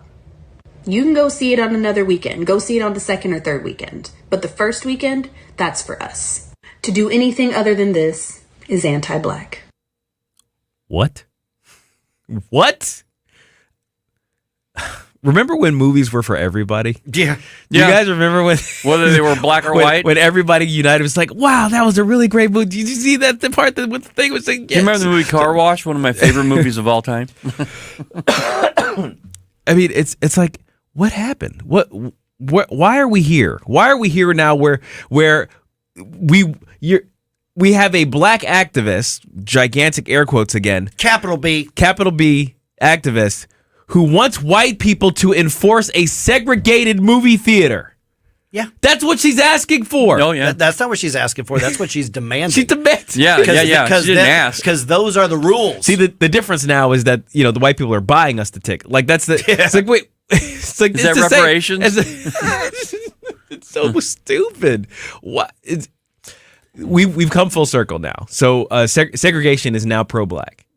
You just have to you throw some money on it. Now segregation is pro-black. So, did you notice that? It's not like she was demanding popcorn. Well, that's true. That's the expensive part of the movie-going experience. One of the other problems with that whole thing is that you've got a potential to make a lot of money on this movie. Well, you've just almost slashed it in half or less. Well, she says to buy the ticket and give it. Yeah. She still wants the white people to buy the ticket. That's where the money comes in. But I'm saying, and give it to. I'm saying in reality, okay. In reality, but I'm saying in the real world, do you think a bunch of white people are going to buy a bunch of tickets and sit there in front of the theater? I don't think so. No, but she's an influencer. She's trying to exert her influence. So here's the thing, Gabe. If you go to a movie and I go to the movie, are you not able to watch it in peace? And that's the other thing about it. You bring up a great point. She says, it's like, make sure that those black people can watch the movie in peace because there are no white people in the honestly, it's like, look, I'm going to get a little racist real quick. If I want to watch a movie in peace, I want there to be a lot of white people because you black people won't shut up during the movie. I'm just saying. I've been to theaters in the hood and I've been to theaters out in St. Charles, okay? There's a little bit of difference because some of y'all won't shut up and let me watch the movie. But I really didn't think it was going to go that way. But see, like I said, I was just going to get a little racist real quick. But the reality of it is these BLM people, they pretend as though white presence is somehow oppression in and of itself, as though you must live in Wakanda essentially to feel good. So so the only solution to this is to create little Wakandas wherever you go, where there's only black people. There's blackity black all over the place, right? And I don't want to see any white people. I don't want to hear any white voices. I don't want Dylan to tell me anything. Okay, so but that's garbage because the whole point of the civil rights movement was so that we could be equal, so that we could actually, I don't know, unite as a country and be friends and be comfortable, around anybody. Yeah. So they're creating this uncomfortability. I remember watching with my white friends things like Blazing Saddles. We were very comfortable between us with all the racist jokes that were on screen. We were very comfortable trading silly racist jokes because we were cool with each other. as individuals, and the color of our skin, our background, our ethnicity, those things didn't have any bearing on how we treated one another. We were still bros. So that was the actual goal. Right now, all they want is like basically a black supremacist separatist state in the middle of America, and it makes no sense. Okay, you're a superhero nerd. Yes, absolutely. Black Panther. My wife loves the movie. Yeah. The first one. There's just been one. Yeah, right? there's just been one. Mm-hmm. And so this is the second one, and she really liked that one. I'm not a big superhero movie guy, but the movie itself, the character itself, you take out all the things that these influencers wanted to do. Good movie. Well, in the first Black Panther movie was good. I don't know what they're going to doing with this second Black Panther movie. I don't know if you've been following the Marvel movies, but Phase 4 basically is all after Avengers Endgame, which was kind of like the big lost movie. Me already. I'm You're not following. Yeah. So some of y'all out there know what I'm talking about, but all of the movies and TV shows and things like that have come through Phase 4 have taken a decidedly woke turn a little bit, and it's following suit from the comics. The comics took a woke turn as well, and they've been tanking. So it's not as bad as the comics right now in the movies, but my goodness. Okay, crazy thing happened near my house yesterday. Should a guy get prosecuted for chasing down carjackers? What? That happened. Really? Yeah, and he's been arrested. Should he be prosecuted? I'll tell you what happened. I'd love to get your thoughts on that. Also, Jane Duker going to be with us to kind of preview that Manavani and Page debate tonight. She'll be with us at 7:35. Hi, I'm Bob Mahacek, and I'm running for state representative in the 92nd District. What do inflation, high energy prices, and out-of-control crime have in common? They're all the direct result of failed policies of the left. We've got to bring some common sense back into government. I'm proud to be endorsed by the St. Louis County Police Association and the Missouri Fraternal Order of Police. I'd appreciate your vote on November 8th. That's Bob Mahacek for state rep in the 92nd District. Thank you. Paid for by Mahacek from Missouri, George Weinbright, Treasurer. I'm Dr. TJ, owner of the Institute of Natural Health, co-owner of Optimal Nutraceuticals, and the host of Wellness 101. Wellness 101 is designed to cut through the nonsense and provide you common sense, science-based information regarding health and wellness. On the show, we discuss topics like thyroid health, gut health, hormone optimization, and many others. Our show airs Saturdays at 10 a.m. and 2 p.m. and Sundays at 11 a.m. and 3 p.m. right here on NewstalkSTL. For more information, visit us at inhstl.com. That's inhstl.com. Speaker Tim Jones here. Have you heard about the brand new best St. Louis sports bar and grill experience in the region? Johnny's Hideout in High Ridge, Missouri. 10 minutes from 270 and Gravois. 30 TVs, a huge game room, a great outdoor patio, the Sunset Patio, complete with the Sunset Stage and the train station bar. Open 6 days a week, serving lunch and dinner, featuring famous Johnny Dow's Chicken Wings and the best barbecue in town. When you're there, check out the VIP Speaker of the House table on your next visit. On the web, jhideout.com. That's Johnny's Hideout in High Ridge. KLDY HD3 Clayton, K270BW Bellefontaine, KNBS Bowling Green. This is News Talk STL at 1019, 94.1, and always streaming at NewstalkSTL.com. News this hour from townhall.com. I'm Rich Thomason. No motive has been established, and there are no suspects in custody following last night's drive-by shooting in Chicago that injured 14 people. Police say the shootings happened in the city's Garfield Park and that there may have been 2 shooters. Police Superintendent David Brown says there are 3 young victims, ages 3, 11, and 13. The other victims range in age from their 30s to 50s. And there have been no fatalities. Brown says the conditions of the victims range from non-life-threatening injuries to critical condition. I'm Donna Warder. With the crucial midterm elections now just a week away, President Biden heads to South Florida to campaign for Democrat gubernatorial candidate Charlie Crist. Former President Trump to visit the region on Sunday. He'll be stumping for Republican Senator Marco Rubio. And in Israel, the voting is underway in that country's latest national election. The BBC's Tom Bateman in Jerusalem. already this morning with the polls open a few hours now. I've had the Prime Minister Yair Lapid, who has cast his own vote and been photographed doing so. He's described this as a choice, he says, between the future and the past. And I think the last part of that referring to Benjamin Netanyahu, who, of course, was Prime Minister for 12 years until last year when he was ousted by an ideologically diverse coalition which has been unable to survive. And Mr. Netanyahu himself on social media this morning urging his own supporters to get out and vote, because this is very likely to be yet another deadlocked election. And it's Israel's 5th general election in under 4 years. David DePape due in court today, the man accused of attacking Paul Pelosi with a hammer in the Pelosi home in San Francisco. Watching Wall Street, Dow futures up 197 points. NASDAQ futures ahead 134. More on these stories, townhall.com. You know how much you're really paying for life insurance through work? I can almost guarantee you're overpaying for limited coverage. I'm Joel Clark, a Select Quote agent for over 20 years. My clients are shocked to learn how expensive life insurance at work really is because of a rate that's driven up by unhealthy people. Why pay more when you don't have to?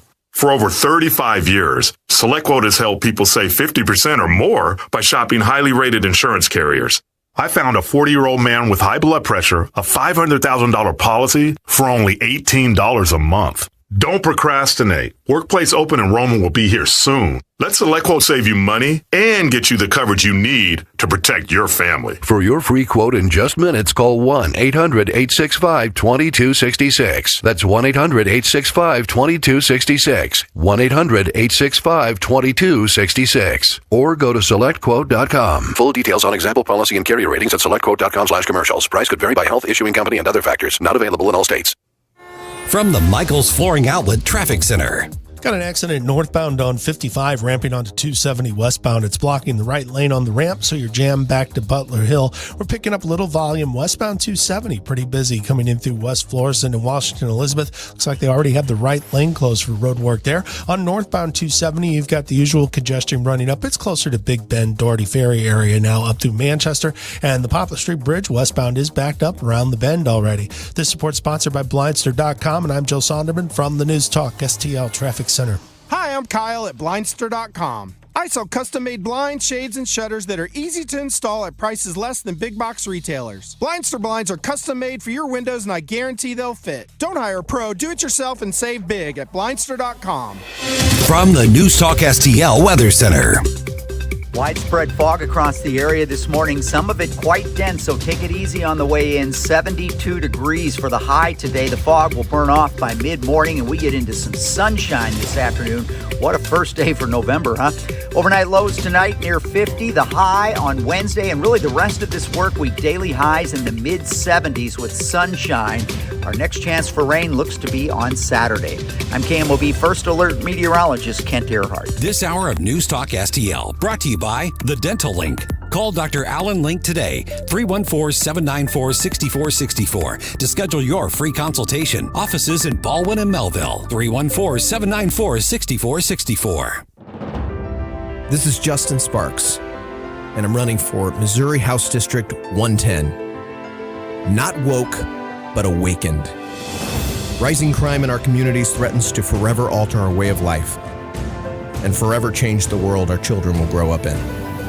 Our society is becoming unmoored from the foundational concept of absolute truth. Truth that an unborn baby is a unique human life worth protecting. Truth that the question of what is a woman can and should be answered by everyone. I challenge you to have courage and don't lose heart. Stand with me and thousands like me, and join in the awakening of the heart of our nation. Join me in the awakening of Missouri. And vote on November 8th for me, Justin Sparks, for Missouri House District 110. Get involved now at sparksformissouri.com. Paid for by Sparks for Missouri. Tim Fitch, Treasurer. Subscribe and watch your favorite News Talk STL shows. Mike Ferguson in the morning, The Vic Porcelli Show, Columbo and Katie, Jones and Arps. Webcam streaming on Facebook, Twitter, Rumble. Subscribe and watch News Talk STL. Mike Ferguson. You play ball like a girl! Gabe Pfeiffer. I triple dog dare you! Get up! Get up, St. Louis. So it's time to get out of bed. Pour yourself the greatest cup of Kofifi the world has ever seen. Rise up with one voice, drain the swamp, and take back our country. Today's the day we're going to do it, and it's time to do it right now, believe me. Mike Ferguson in the morning on News Talk STL.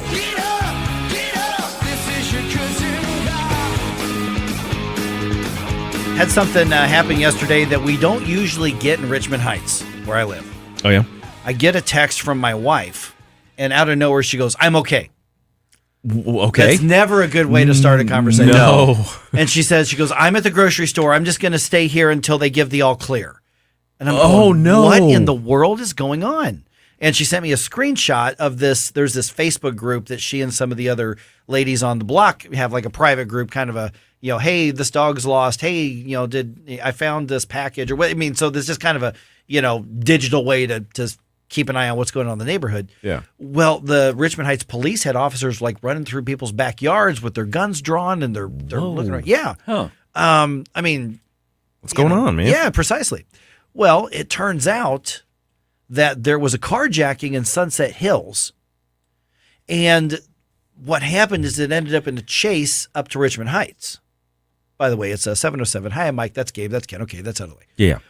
So here, this is leading up to a really interesting question. Okay. So a BMW, Sunset Hills, nice area too. BMW was carjacked. The victim's son used the GPS on the BMW to chase it. And they get up to basically Big Bend and Dale. So right there off of Big Bend, a little bit south of the highway. Yeah, right off 64. Right off 64. Right there, Big Bend and Dale. Kind of crashes into it, hits it, runs it off the road, confronts them, and ends up shooting at the carjackers and hits one in the leg. Oh, wow.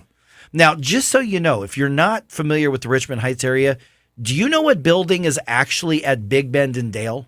No. The police station. Oh, it's right there? Yes, City Hall, Fire Department, Police Station are at that intersection. Okay. Okay, just keep that in mind.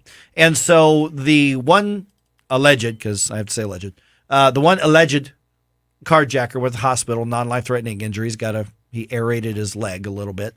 The other three were eventually caught. Two of them were caught right away, and the one that ran, which is, what they were looking for in our backyards. I don't think they ran through my backyard, but 2 doors down, there's video, like camera, our neighbor's camera with the video of the police with guns drawn and looking around her swimming pool and, all through. It was really weird. Oh, man. I mean, listen, we're not the wealthiest people in the world, but we live in a nice neighborhood. Yeah. We live pretty nice area. And so this is like a tizzy of everybody. Can you believe this? Can you believe this? Okay, so the guy who chased him and ended up getting into whatever confrontation. Now, the carjackers were armed, but I don't know if they shot back or if anything like that. But the guy who shot the carjackers was also arrested.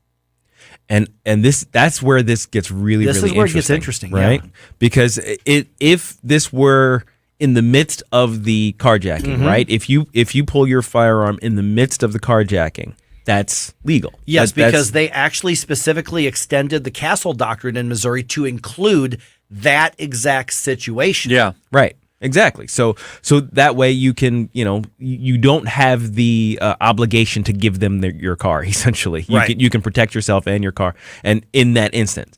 Now, then the question becomes, okay, now if you now go on the offensive, right. like where does the law extend to your ability to protect yourself? Does the law of self-protection follow you as you go looking for trouble, essentially? Richmond Heights police don't believe so. Okay. Well, also, your car, the thing that they say you can protect, is traveling down the road, right? And you're trying to catch up to it. Yeah. So that's what adds the complication to me. It's like, and it's one of those very interesting questions to me because in the libertarian, I guess it's the libertarian portion of my brain. It's like you're protecting your property. So wherever your property goes, your sovereignty over your property still remains. So when you catch up to your property, you know what I mean? So basically all of that protection stuff, all of your ability to exert your will over that is still there. And yes, you can use a firearm to deal with, whoever's messing with your property. But you're also surrounded by both residential and business areas right and now. then there's the conservative aspect of it, which is worried about the externals, right? It's like how are you affecting other people? How would that overall idea of people being able to essentially commit vigilante sort of justice on their own behalf, how does that extend for the societal level to everything? And that makes a really interesting question in my brain, and I still can't reconcile it right now.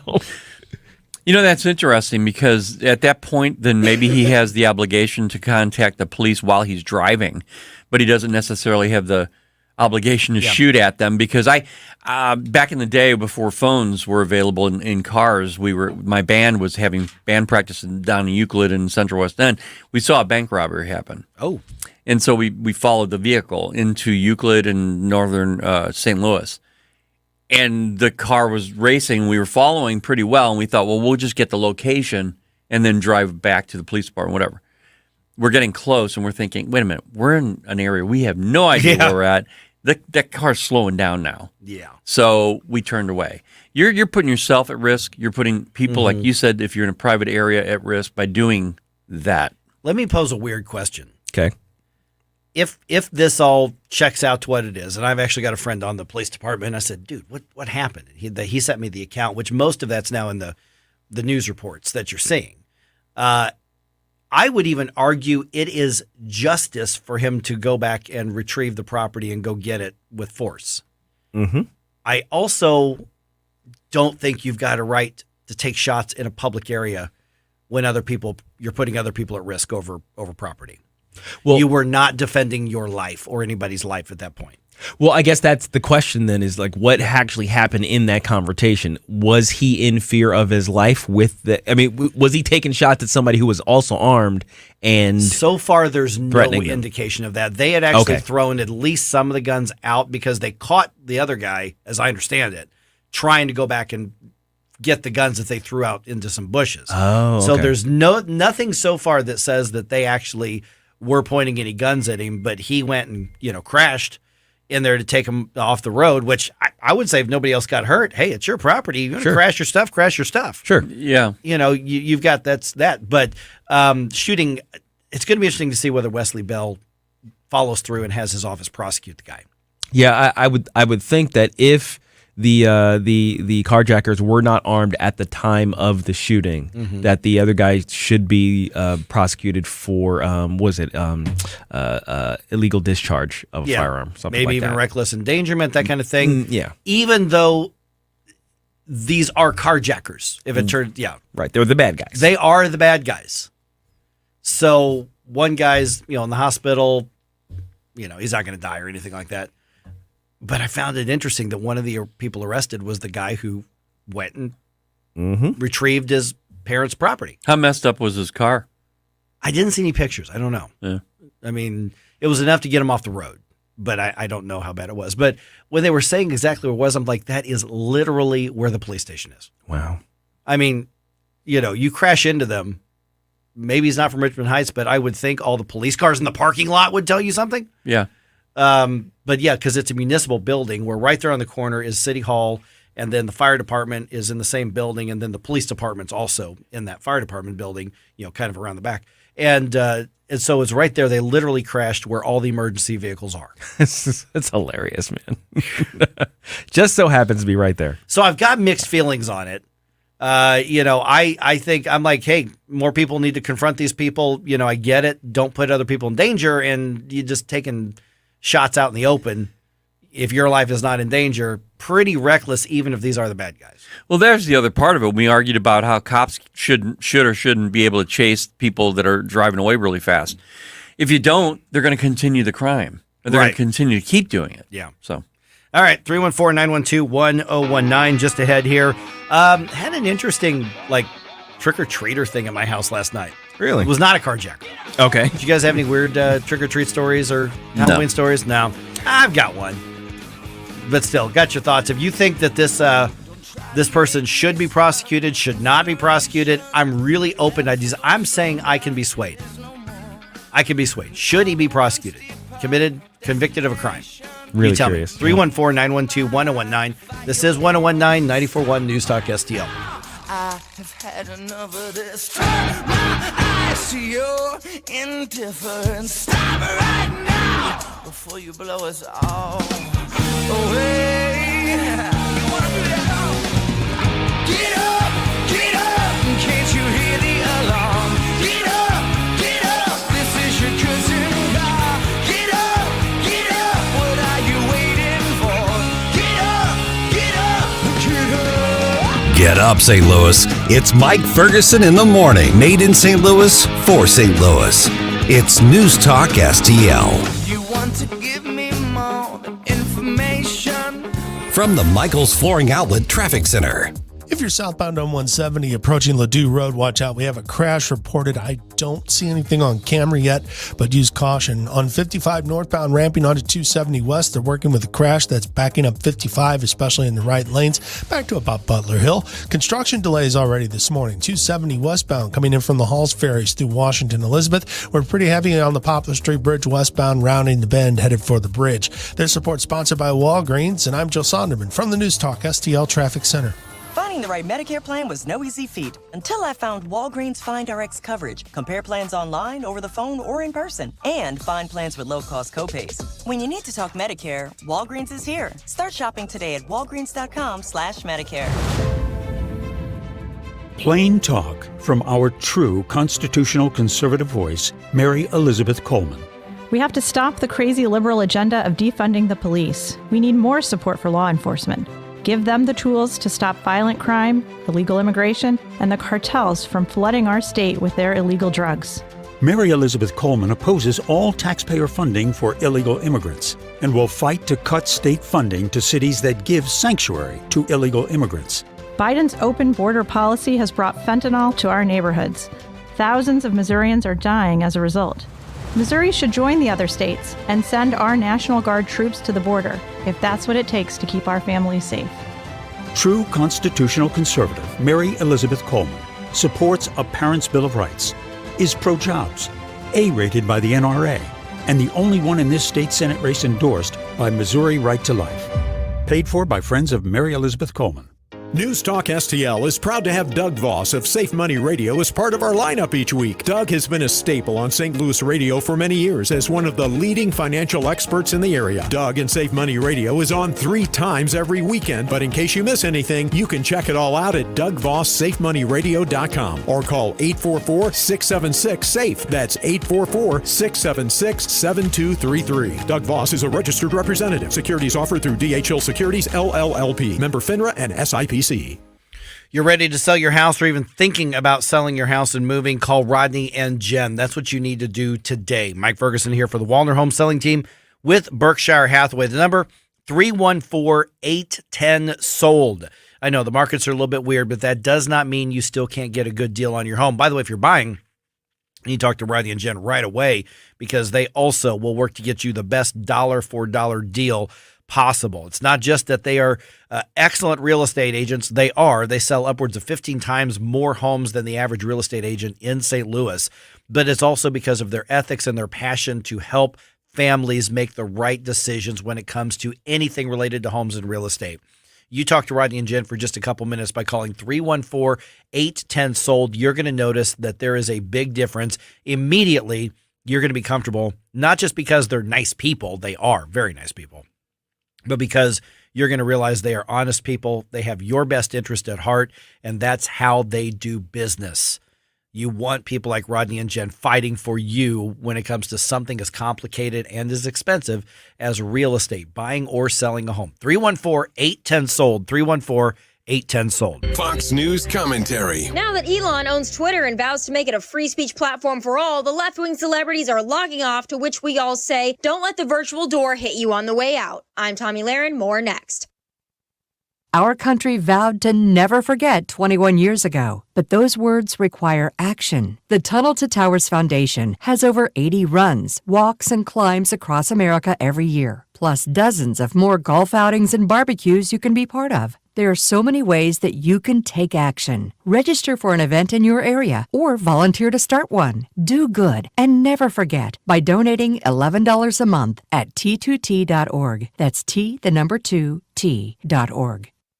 Liberals are offended by everything, but namely hard work, basic hygiene, the American flag, and of course, free speech from people they don't like. Which is why certain celebs are leaving Twitter now that Elon Musk is not only in charge, but returning the platform to a more level playing field. Shonda Rhimes, Rob Reiner, Sarah Bareilles, and Tony Braxton have threatened to log off the Blue Bird, and if those names don't sound familiar, it's because they haven't been relevant in 5+ years. But either way, they won't be missed. Let's keep in mind that Elon Musk did not vow to make Twitter a conservative platform to only right-wing voices. He just vowed to make it more even, balanced, and fair. And if that offends these washed-up celebrities, that tells you everything you need to know. They can't handle the truth, they like Twitter as a one-sided echo chamber, and they are pouting because now they might have to see and read things they don't like. The horror. I'm Tommy Lahren. Decision 22 News. The inflation, gas prices. Decision 22 Analysis. The things the American people want to hear about. Decision 22 Opinion. Same old tired talking points. In St. Louis, Decision 2022 happens right here. News Talk STL.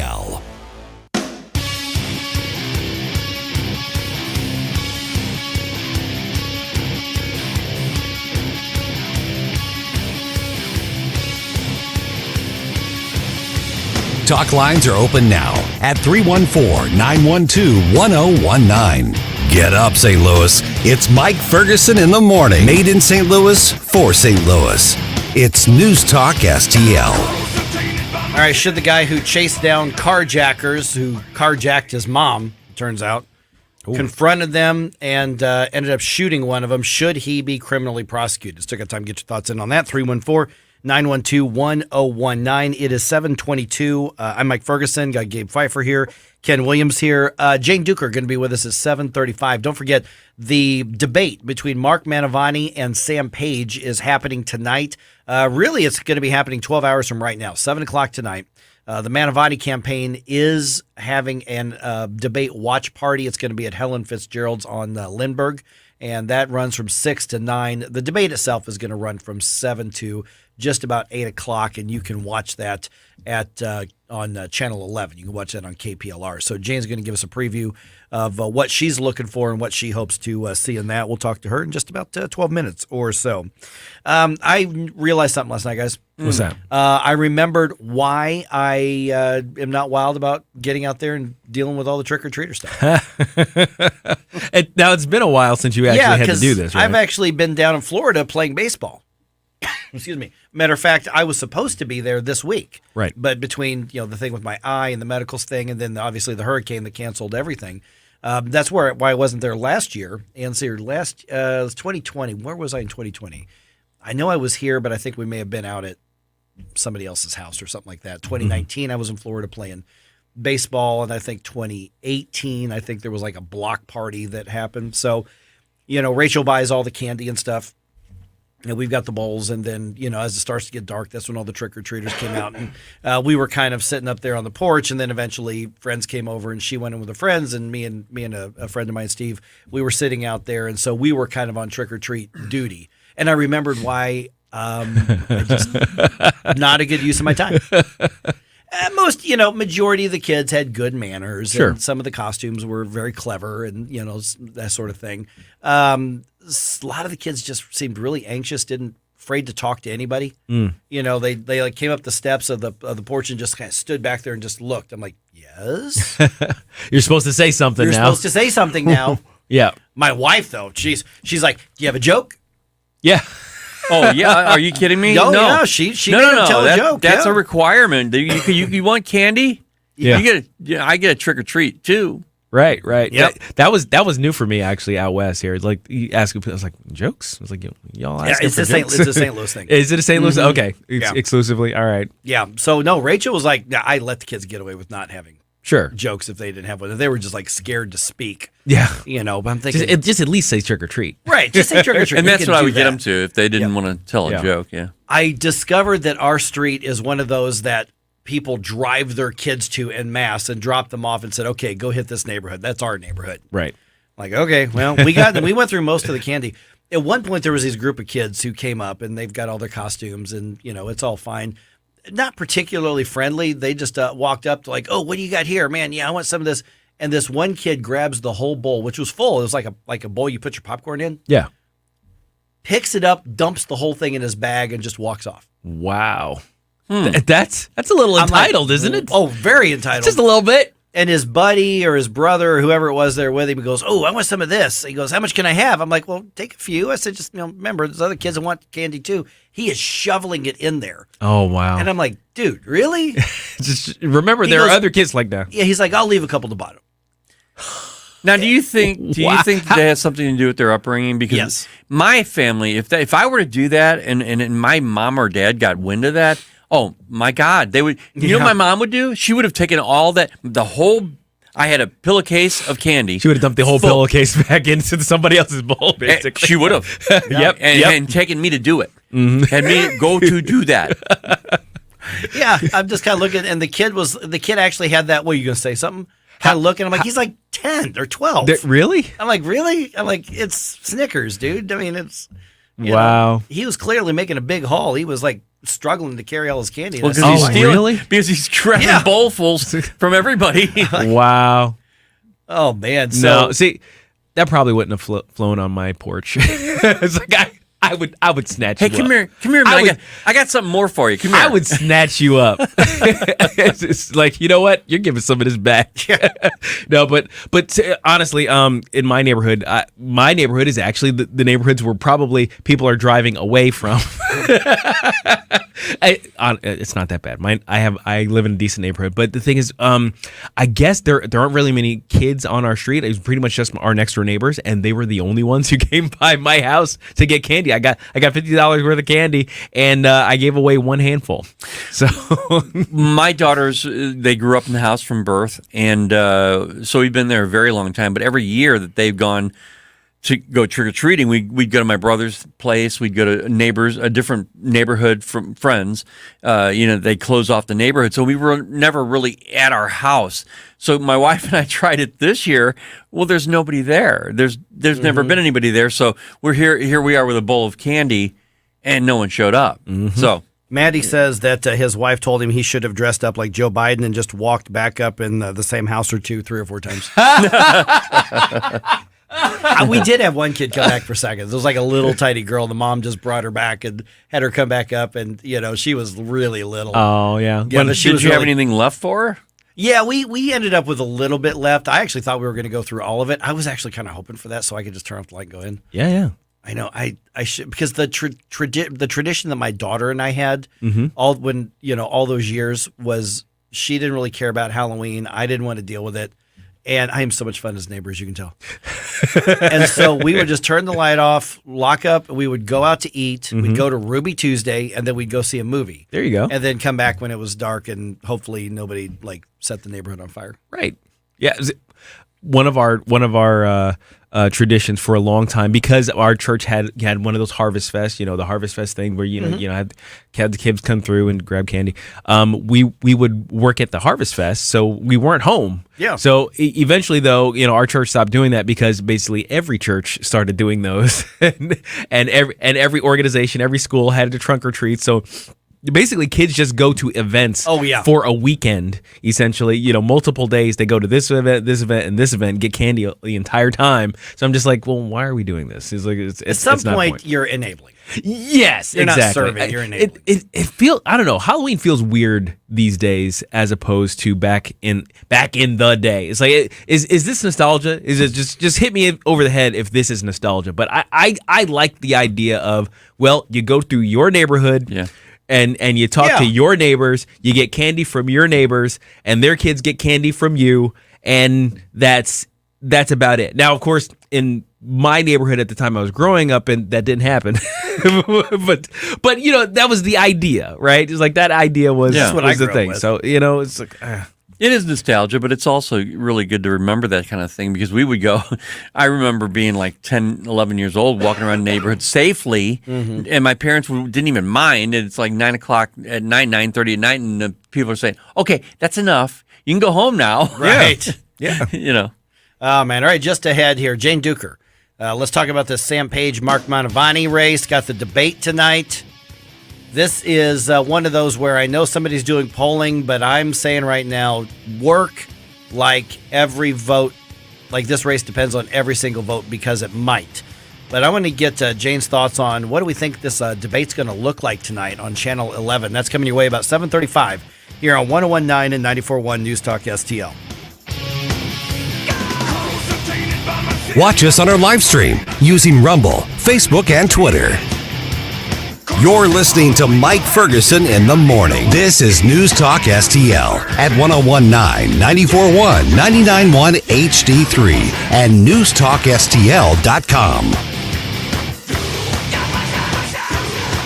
Free speech is alive and well in America. Sometimes it's hard to know what's real and what isn't. Right here. The country is heading in the wrong direction under this president. We're suffering shortages. America's running out of everything. News Talk STL. News, analysis, opinion.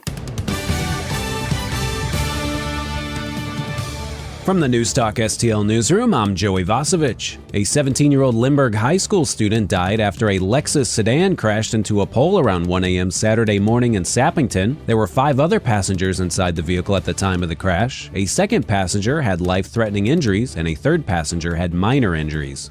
A police officer was being treated for smoke inhalation Sunday morning after a fire at Robinson Motel in Pagedale. About 20 people were evacuated from the motel around 8 a.m. Motel residents are temporarily being sheltered at Pagedale City Hall.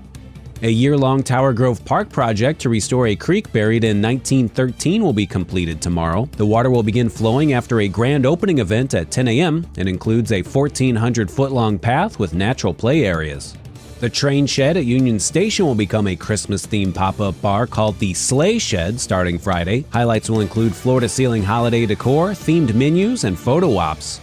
Thai restaurant The King and I, an anchor of South Grand Boulevard's commercial hub for nearly 3 decades, will relocate next year to the Crossings at Richmond Heights. The restaurant will move into the storefront previously occupied by Blaze Pizza. And in sports, the XFL announced the names of the 8 teams that will be playing in the league yesterday, and the St. Louis team will once again be known as the Battlehawks. For in-depth coverage of these stories and more, go to NewstalkSTL.com. From the Michaels Flooring Outlet Traffic Center. If you're northbound on 55, watch for heavy traffic, especially in the right lanes coming up from Butler Hill, ramping onto westbound 270. There's a crash partly blocking the ramp. They've got the tow trucks on the scene. 170 northbound past the Parkway, past the Forest Park Parkway. They've got the right lane closed due to a crash. That traffic is starting to build back to I-64. 270 westbound pretty slow from the Halls Ferries to Washington Elizabeth already this morning. That's construction work. The right lane is closed, and the bridge complex downtown's pretty busy. Westbound Poplar Street traffic is backed up around the bend. This support sponsored by Blindster.com, and I'm Joe Sonderman from the News Talk STL Traffic Center. Hi, I'm Kyle at Blindster.com. I sell custom-made blinds, shades, and shutters that are easy to install at prices less than big box retailers. Blindster blinds are custom-made for your windows, and I guarantee they'll fit. Don't hire a pro. Do it yourself and save big at Blindster.com. From the News Talk STL Weather Center.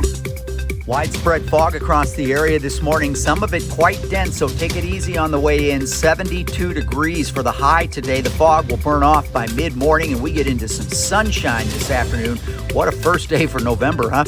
Overnight lows tonight near 50, the high on Wednesday, and really the rest of this work week, daily highs in the mid-70s with sunshine. Our next chance for rain looks to be on Saturday. I'm KMOV First Alert meteorologist Kent Earhart. Hey everybody, this is Paul Kurtman, host of the Paul Kurtman Show on News Talk STL, but I'm also the president of PR Kurtman Investments. The market is down and inflation is up. So if you have questions about the investments in your portfolio, please let me help. Just send me an email by visiting freedomportfolios.com. There's no cost. The market might be uncertain, but that doesn't mean you should be too. Contact me today, Paul Kurtman, by visiting freedomportfolios.com. Hi, I'm Rodney Wallner. And I'm Jen Wallner with the Wallner Home Selling Team at Berkshire Hathaway. Hey, Jen, how do you sell your home for top dollar? That's easy. Call the Wallner Home Selling Team at 314-810-SOLD. What if I want a flexible commission plan? Call the Wallner Home Selling Team at 314-810-SOLD. What's the best time to sell your home? Right now, call the Wallner Home Selling Team at 314-810-SOLD. For all your real estate needs, call the Wallner Home Selling Team at 314-810-SOLD. That's 314-810-SOLD. Are you tired of hard chlorinated water drying your skin out, tasting bad, and ruining your fixtures? Jones Air and Water Treatment has a solution to this pollution. Our Hydratech H2O leaves you with great tasting, soft water at all fixtures in your home with one unit. Call Jones Air and Water at 636-899-1040 or visit us on the web at joneswater.com. You can be a filter or buy a filter. Jones Air and Water, 636-899-1040 or joneswater.com on the web. Call us now.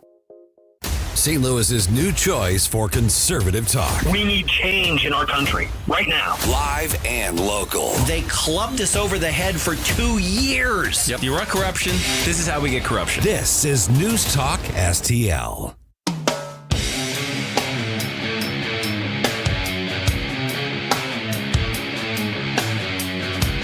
Talk lines are open now at 314-912-1019.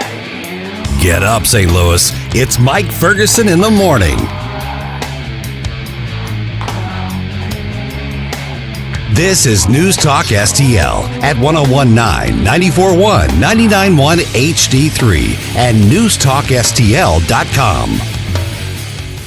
For a local race, this debate between Sam Page and Mark Mantovani probably going to be pretty well watched, even though it is up against the World Series. Yeah. Which is unfortunate timing. But I appreciate KPLR Channel 11 hosting this and broadcasting this live.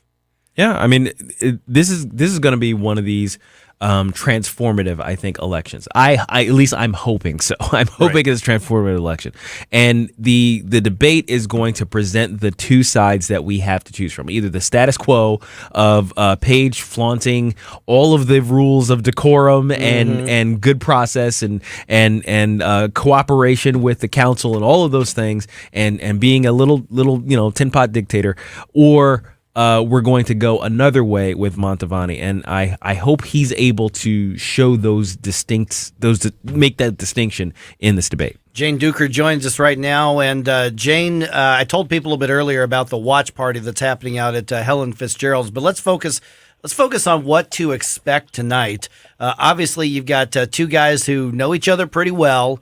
I think people are coming to the realization this may be the most important election in the St. Louis region. What do you hope to see tonight when these guys tangle on Channel 11? Well, I mean, I hope that my fervent hope is that we hear the facts about the Page administration, because the things piling up as the mismanagement, corruption. I think the public needs to hear those things. And then the other thing I think they need to hear from Mark is his ability to do sort of the exact opposite, which is be a competent manager, get along with the council, be transparent with the people, be a steward of taxpayer dollars, and most importantly, keep St. Louis County residents safe. You have a situation now where Sam Page is telling everyone, "Oh, crime is down." Even his own prosecutor says crime is up. We had his own medical examiner said that there's been a 300% increase in homicides since 2011. Good morning. That's scary. Sorry. Good morning, Jane. Gabe Pfeiffer here. Do you think Sam Page has a prayer here to come? I mean, he's obviously backed into a corner by the facts, but how do you think he's going to fight out of that corner? He has an unbelievable ability to just gaslight. He will just look right into the camera and say, I have a crime plan, when that's not true. Hopefully, and I think Mark is prepared to, put out the facts and say the truth.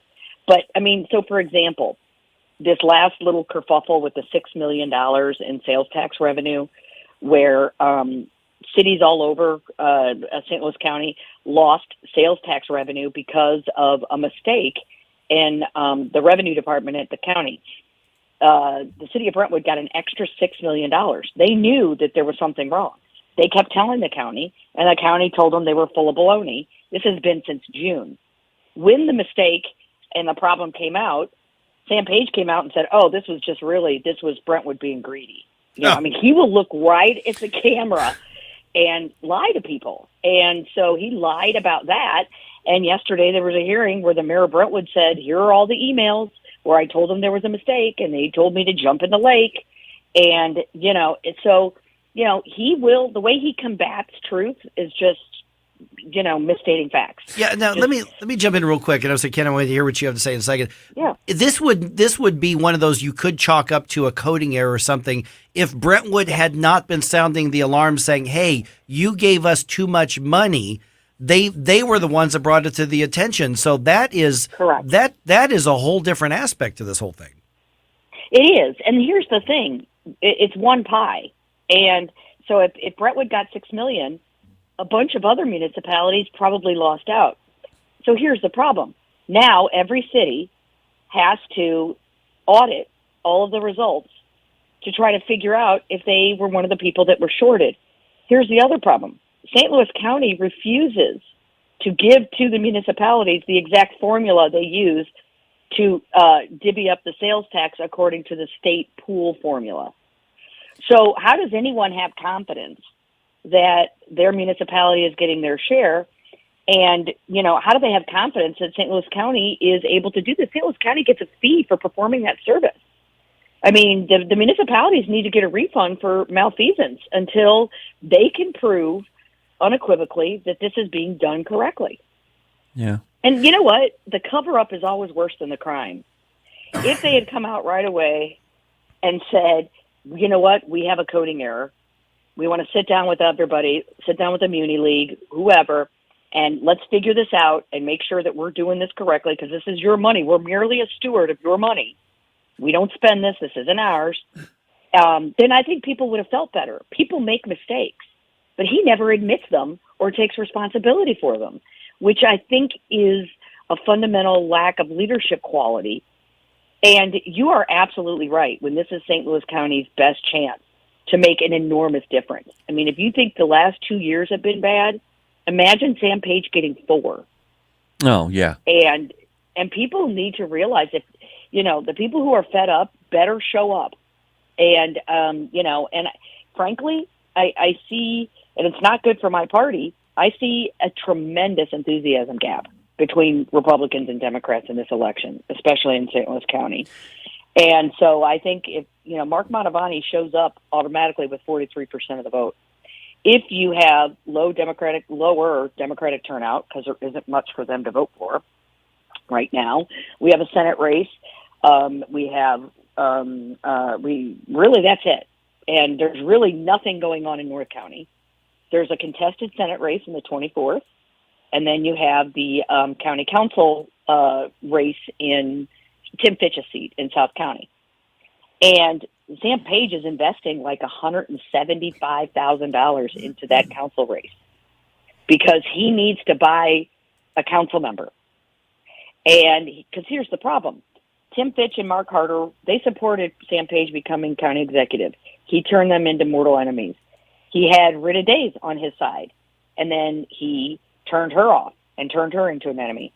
Then Shalonda Webb, even though he disenfranchised her the minute she got elected and wouldn't let her vote on council chair, she was willing to work with him. She cannot be a reliable vote anymore because he has, disenfranchised her, tried to prevent the tearing down of Jamestown Mall and other things. So Sam Page has turned off, a majority of the council members that were once his allies. So now he wants to buy another seat in order to try to get his agenda through. The problem is county voters need to realize Sam's always the one who doesn't get along. Good morning, and Jane. So, that's a problem. Good morning, Jane. This is Ken Williams. You mentioned gaslighting. I think Sam Page could probably conduct a class on gaslighting. I've seen his ads where he's everything in this ad. He's not even talking, but the things that he's flashing on the screen are not quite exactly his achievements, I've been told.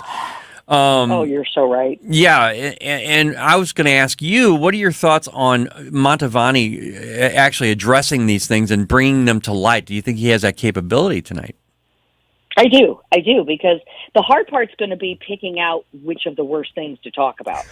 And you talk seriously. I mean, it's like, okay, materiality here, because there's so many examples, spending tax dollars for the $2 million Fenton PR contract to boost Sam's image. His director of health lying about being assaulted, that's a biggie. the chair dispute where he spent tax dollars suing his own counsel and then wondering, why doesn't everybody get along? This is the guy who attacks and then says, why can't you get along? So I do think he does have the ability. I think the challenge will be picking out, limiting it given the time. So, for example, you talk about that ad that he flashes all these accomplishments. First of all, it's a horrible ad because you can't even see everything, but whatever, that's his choice. The fact that he took credit for the medals of honor, the medals of valor, that were received by specific police officers is more than I can even fathom. First of all, the Medal of Valor isn't given out by St. Louis County. It's given out by the state of Missouri. And so he certainly didn't bestow these medals. So then if that's not the case, then is he implying that he received them? And because I will tell you, the St. Louis County Police Officers Association put out a press release. They were they called on Sam Page to pull the ad because, there are officers with actual shrapnel in their bodies for taking bullets in the line of duty, and it gets them the Medal of Valor, and Sam's taking credit for that. If you're willing to do that, there's kind of a level of no shame. Mm-hmm. Giving out federal dollars to cronies is not an accomplishment. That's not vision. That's not doing anything. That's taking money and giving it out to your friends. So that's not an accomplishment. And I hope the people of St. Louis County see through the smokescreen that Sam buys people, and it's always politics over people with him. He never wanted to listen to anyone on how to handle the pandemic. And because he was the expert, he was the only one who knew all the answers. It's so funny how he calls people Trumpian. That's the biggest case of projection I've ever seen. Yeah. This guy, there are no facts that matter. There's no one who can save us but him. And that's exactly what he did. And now we're seeing all the horrible effects of his policies. Businesses that were devastated, our children that were, having horrible social, psychological, and academic problems because of his overreaching policies, because he wanted to be the COVID star.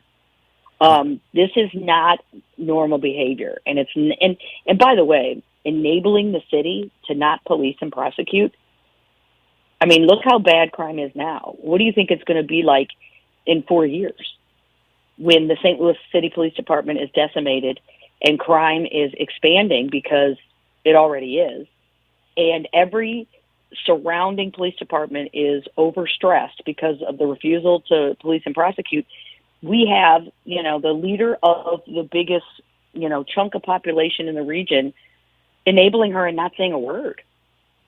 That we're going to get into dangerous territory before too long. And so, yes, you are right when this is the most consequential county election we've had in my lifetime.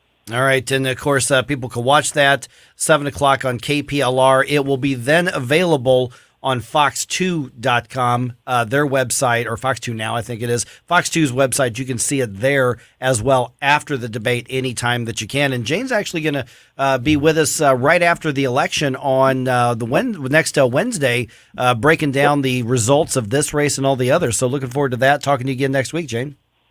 You got it. I hope I'm going to have great news for the region.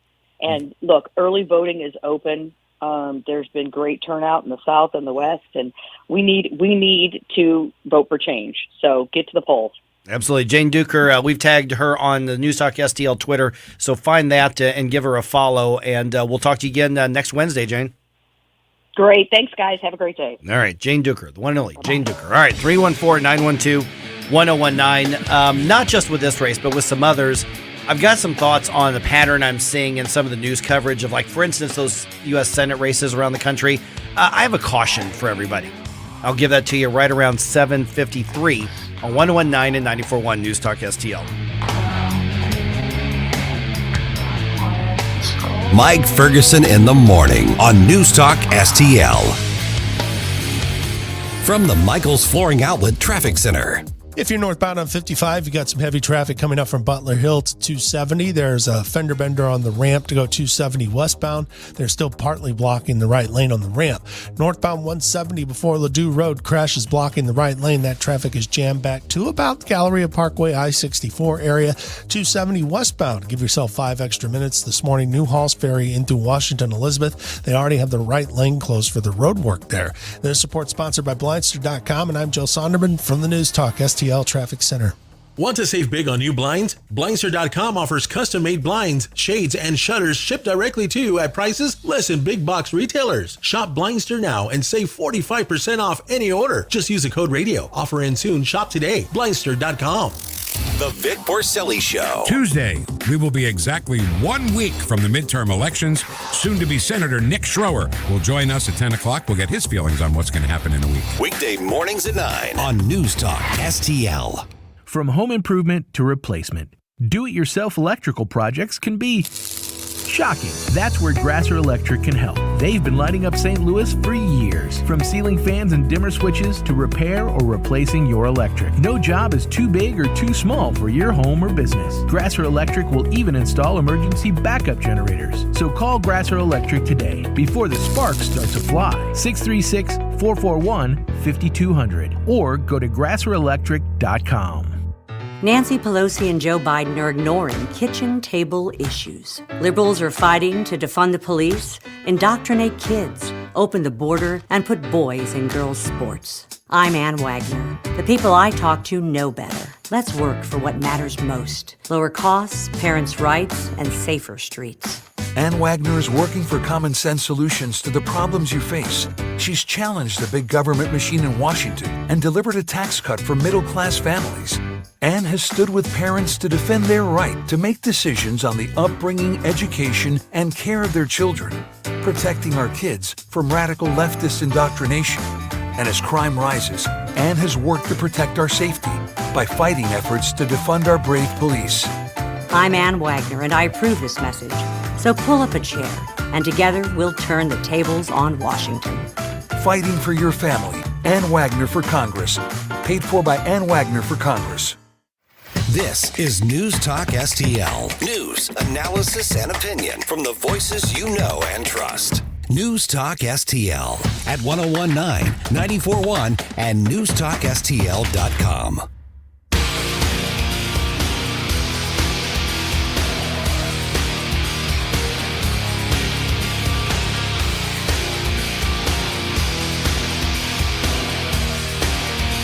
Talk lines are open now at 314-912-1019. Get up, St. Louis. It's Mike Ferguson in the morning. Made in St. Louis for St. Louis.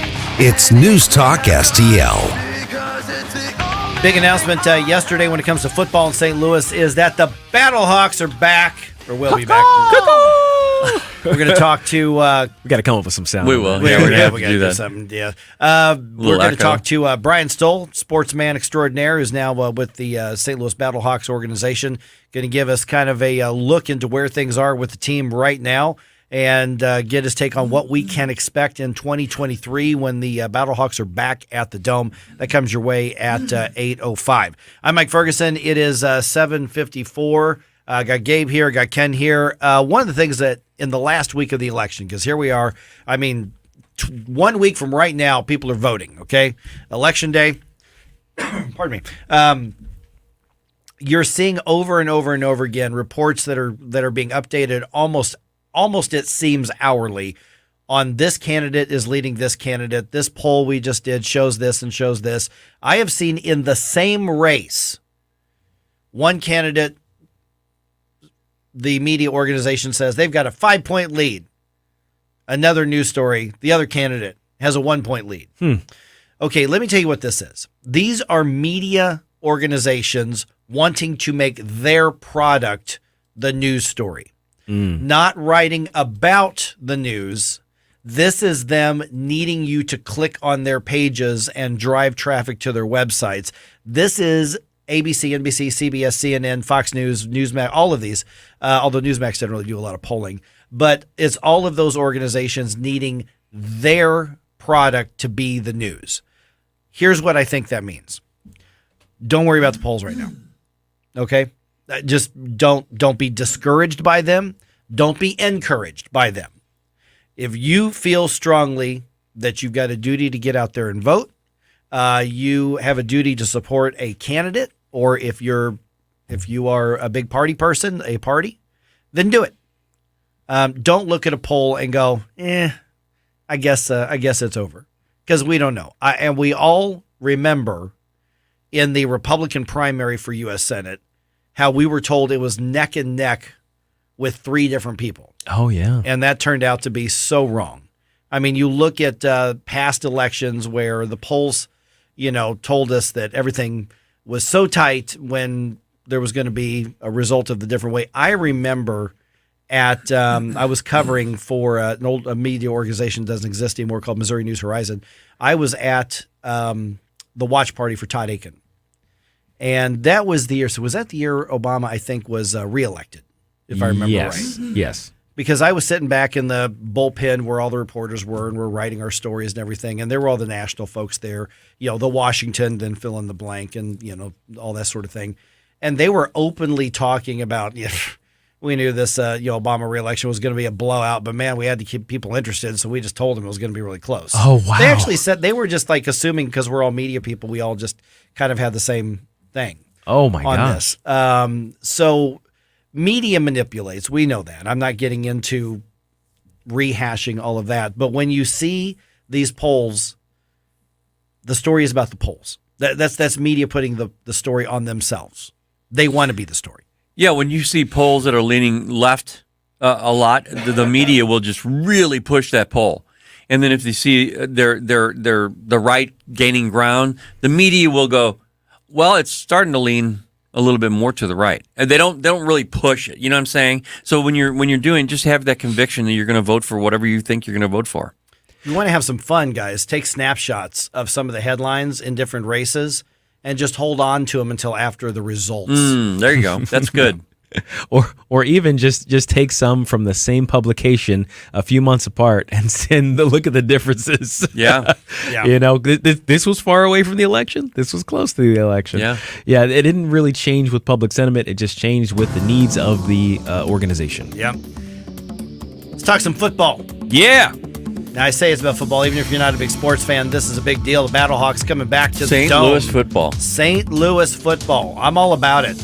Brian Stoll, remember him, sportsman extraordinaire, going to be with us at 8:05 here on 101.9 and 94.1 News Talk STL.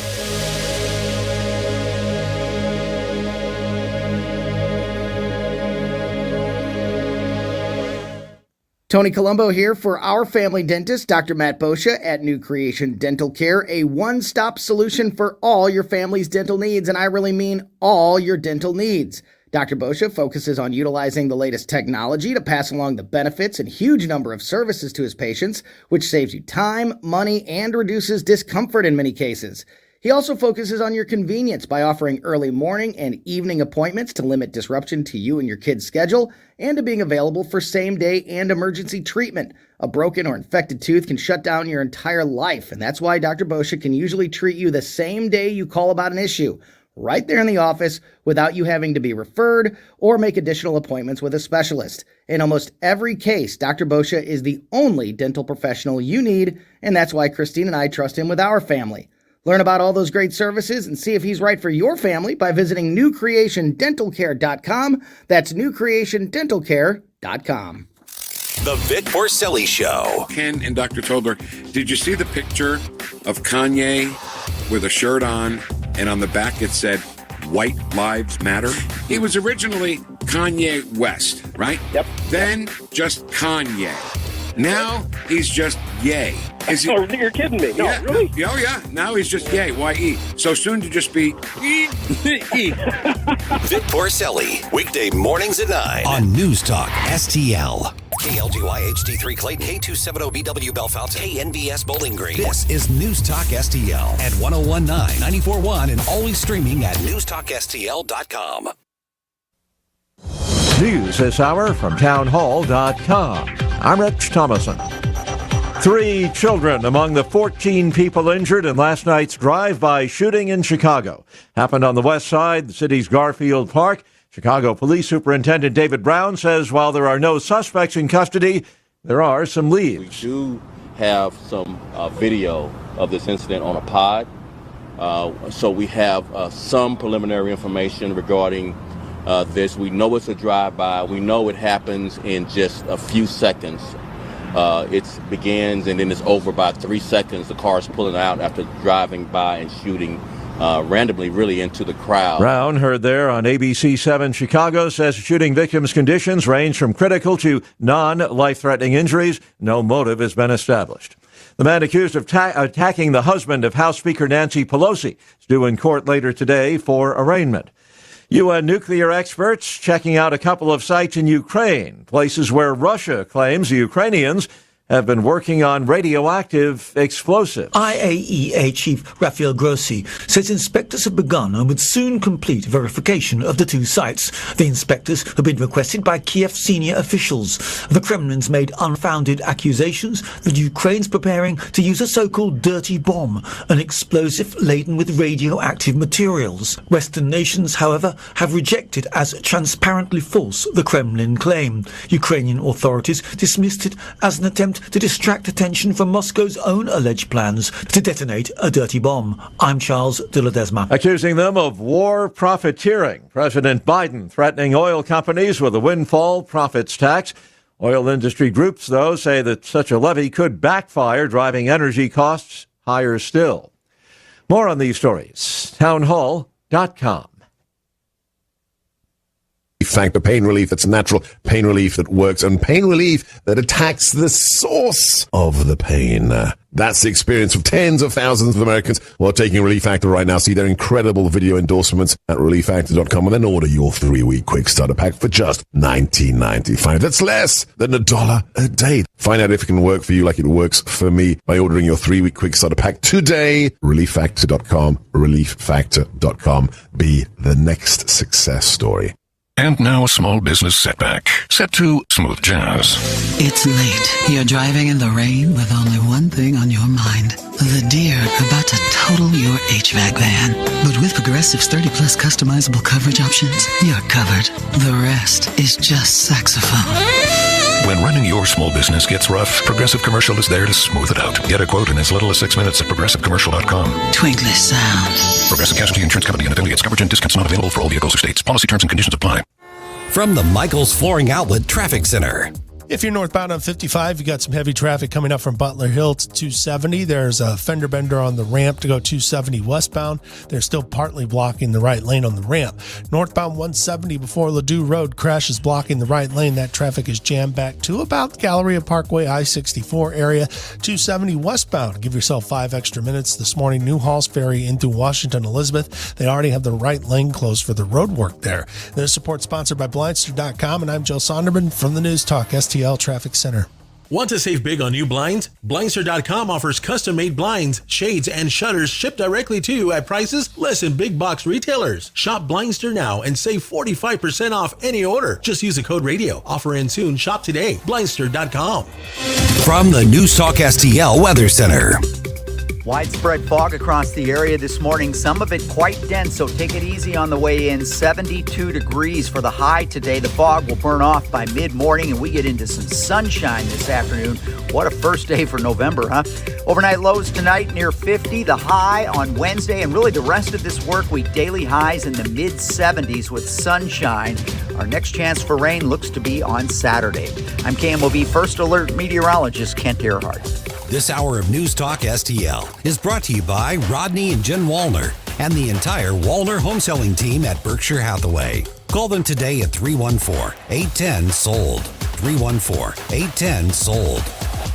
News Talk STL is proud to have Doug Voss of Safe Money Radio as part of our lineup each week. Doug has been a staple on St. Louis radio for many years as one of the leading financial experts in the area. Doug and Safe Money Radio is on 3 times every weekend, but in case you miss anything, you can check it all out at DougVossSafeMoneyRadio.com or call 844-676-SAFE. That's 844-676-7233. Doug Voss is a registered representative. Securities offered through DHL Securities, LLLP. Member FINRA and SIPC. Open enrollment for anyone covered by Affordable Care Act is now open through January 15th. So now is the time to act. Hi, this is Mike Butts with MB Health Insurance Agency. And regardless if you are new or renewing your health insurance, the process can be confusing and very time-consuming. MB Health is local here in St. Louis, and we will handle your enrollment quickly, properly, and effectively. Call Mike Butts and his expert team at 314-544-5400. Or visit mbhealth.com. What happens next? Democrats' reckless policies have stuck the American people with an inflation crisis, a border crisis, a violent crime crisis, and an energy crisis. Happens right here. We're going to get control of inflation. 1019 and 94.1 News Talk STL. Mike Ferguson. This is the kind of adventure I usually have to force upon us, and here it is, falling into our laps. Gabe Pfeiffer. They're buying it. Get up! Get up! Can't you hear the alarm? Get up, St. Louis. Why don't you pop a squat, son? Mike Ferguson in the morning on News Talk STL. Get up! Get up! This is your cousin God. Tell you, when St. Louis buys into something, man, we buy into it. Yes, literally. Yeah. Oh, yeah. In a big way. 2020, can you believe it's been over 2 years now that the XFL season was completely abruptly ended with all of the shutdowns and the lockdowns and everything? We did not know whether that was going to come back, and then we found out it is coming back. And then we didn't know whether we were going to get the Battlehawks back. And then yesterday, the big announcement happened. And yep, the St. Louis Battlehawks, blue and silver, the logo that everybody loves, it is coming back to the Dome. Joining us right now is Brian Stoley from the St. Louis Battlehawks, or Brian Stoll, sorry. Hey, Stoley. Appreciate you being on the show. All right, obviously you knew they were bringing back the Battlehawks logo and the name and everything with it, but what did you make of the buzz around town where people were basically saying, they better bring back the Battlehawks, man. We love that name and we love that logo. I mean, people bought into that so fast and adopted it so fast in this city.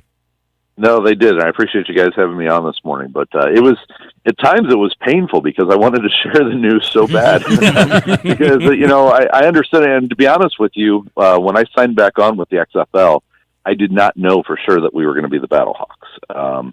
I didn't specifically ask; it wasn't specifically shared. I just had faith that Dwayne Johnson, Danny Garcia, our ownership group, I always felt that they got it, that they understood, not just from a business standpoint, looking at the projects that they had headed up before, I felt that they understood and brought a lot to the table. But I felt they understood the passion in St. Louis, and not just St. Louis, but also the likes of Seattle or Houston or even D.C. Those were passionate fan bases as well. And I think that when they purchased the XFL, they were buying intellectual property. And I think people, and again, it was because of the passion, so it was an awesome thing. But they lost sight of the fact that, hey, when you're spending millions of dollars for intellectual property, you're probably going to use it. Otherwise, you could have just started a league all by yourself, right? So I had faith, and then when we did find out that it was going to be the Battlehawks, then it was like the hardest secret to keep because you wanted to tell somebody, especially when you saw people who were like, there's some genuine concern and worry about like, oh, it's got to be this, right? And it was like, relax, hang tight. So...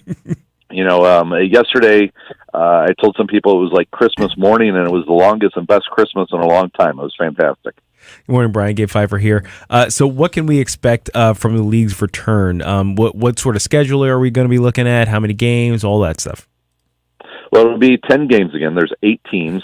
10 games will be kicking off the weekend after the Super Bowl. So February 18th is when the XFL will kick into action. We've not yet received our schedule. So, honestly, as we said here, this is not a secret I'm keeping from you guys. I don't know our schedule yet, but I do know that we're going to be getting it soon. Tickets go on sale November 17th. We've got our XFL draft to fill out rosters. That'll be coming up the middle of November. So the schedule is going to be out soon. I know they're working on it. I just haven't seen the finished product yet. So yesterday was just the beginning of a whole bunch of announcements that we're going to be rolling out here over the next few weeks. Good morning, Brian. This is Ken. One of the exciting things for me personally, when the last run of the Battlehawks were in town, was the fact that we had a couple marquee players that really excited people. Or can we expect anybody like that this time around? Yeah, absolutely. Coach Beck and staff that's what they've been doing for the last several weeks. Literally, there's thousands of players that they've been watching film on, preparing for the draft. similar to 2020, each team is going to have a pair of quarterbacks assigned to them. These are quarterbacks that probably have some name value that people are going to recognize. And, the coaches have been working with the league in terms of how they will be assigned. But I think St. Louis will be pleased with who they have coming in their direction. And then, Coach has made it very clear he wants to win. This hashtag fill the top is not about just having fans come down to the Dome. He understands that the product on the field needs to, be something that they can cheer and get excited about. So whether that means it's going to be this huge aerial attack, this, crazy ground game, my hunch is it's going to be a combination of both. If you look at Bruce Gradkowski, who is the offensive coordinator, the different offenses that he was exposed to in the NFL, that Coach Beck was exposed to in the NFL, I mean, you've got a Mike Martz influence. You've got a John Gruden influence. I think that's going to be pretty exciting on the offensive standpoint. And then Donnie Abrams, that Tampa defense and some of the other defenses he's exposed to, you kind of start thinking of like the different personnel that could fit in there, whether you're talking 3-4 or 4-3, cover 2, whatever the case may be. I think they're definitely going to have some exciting players. And one of the things that I'm sure you guys remember that I absolutely loved about the XFL as a whole, everybody there has something to prove.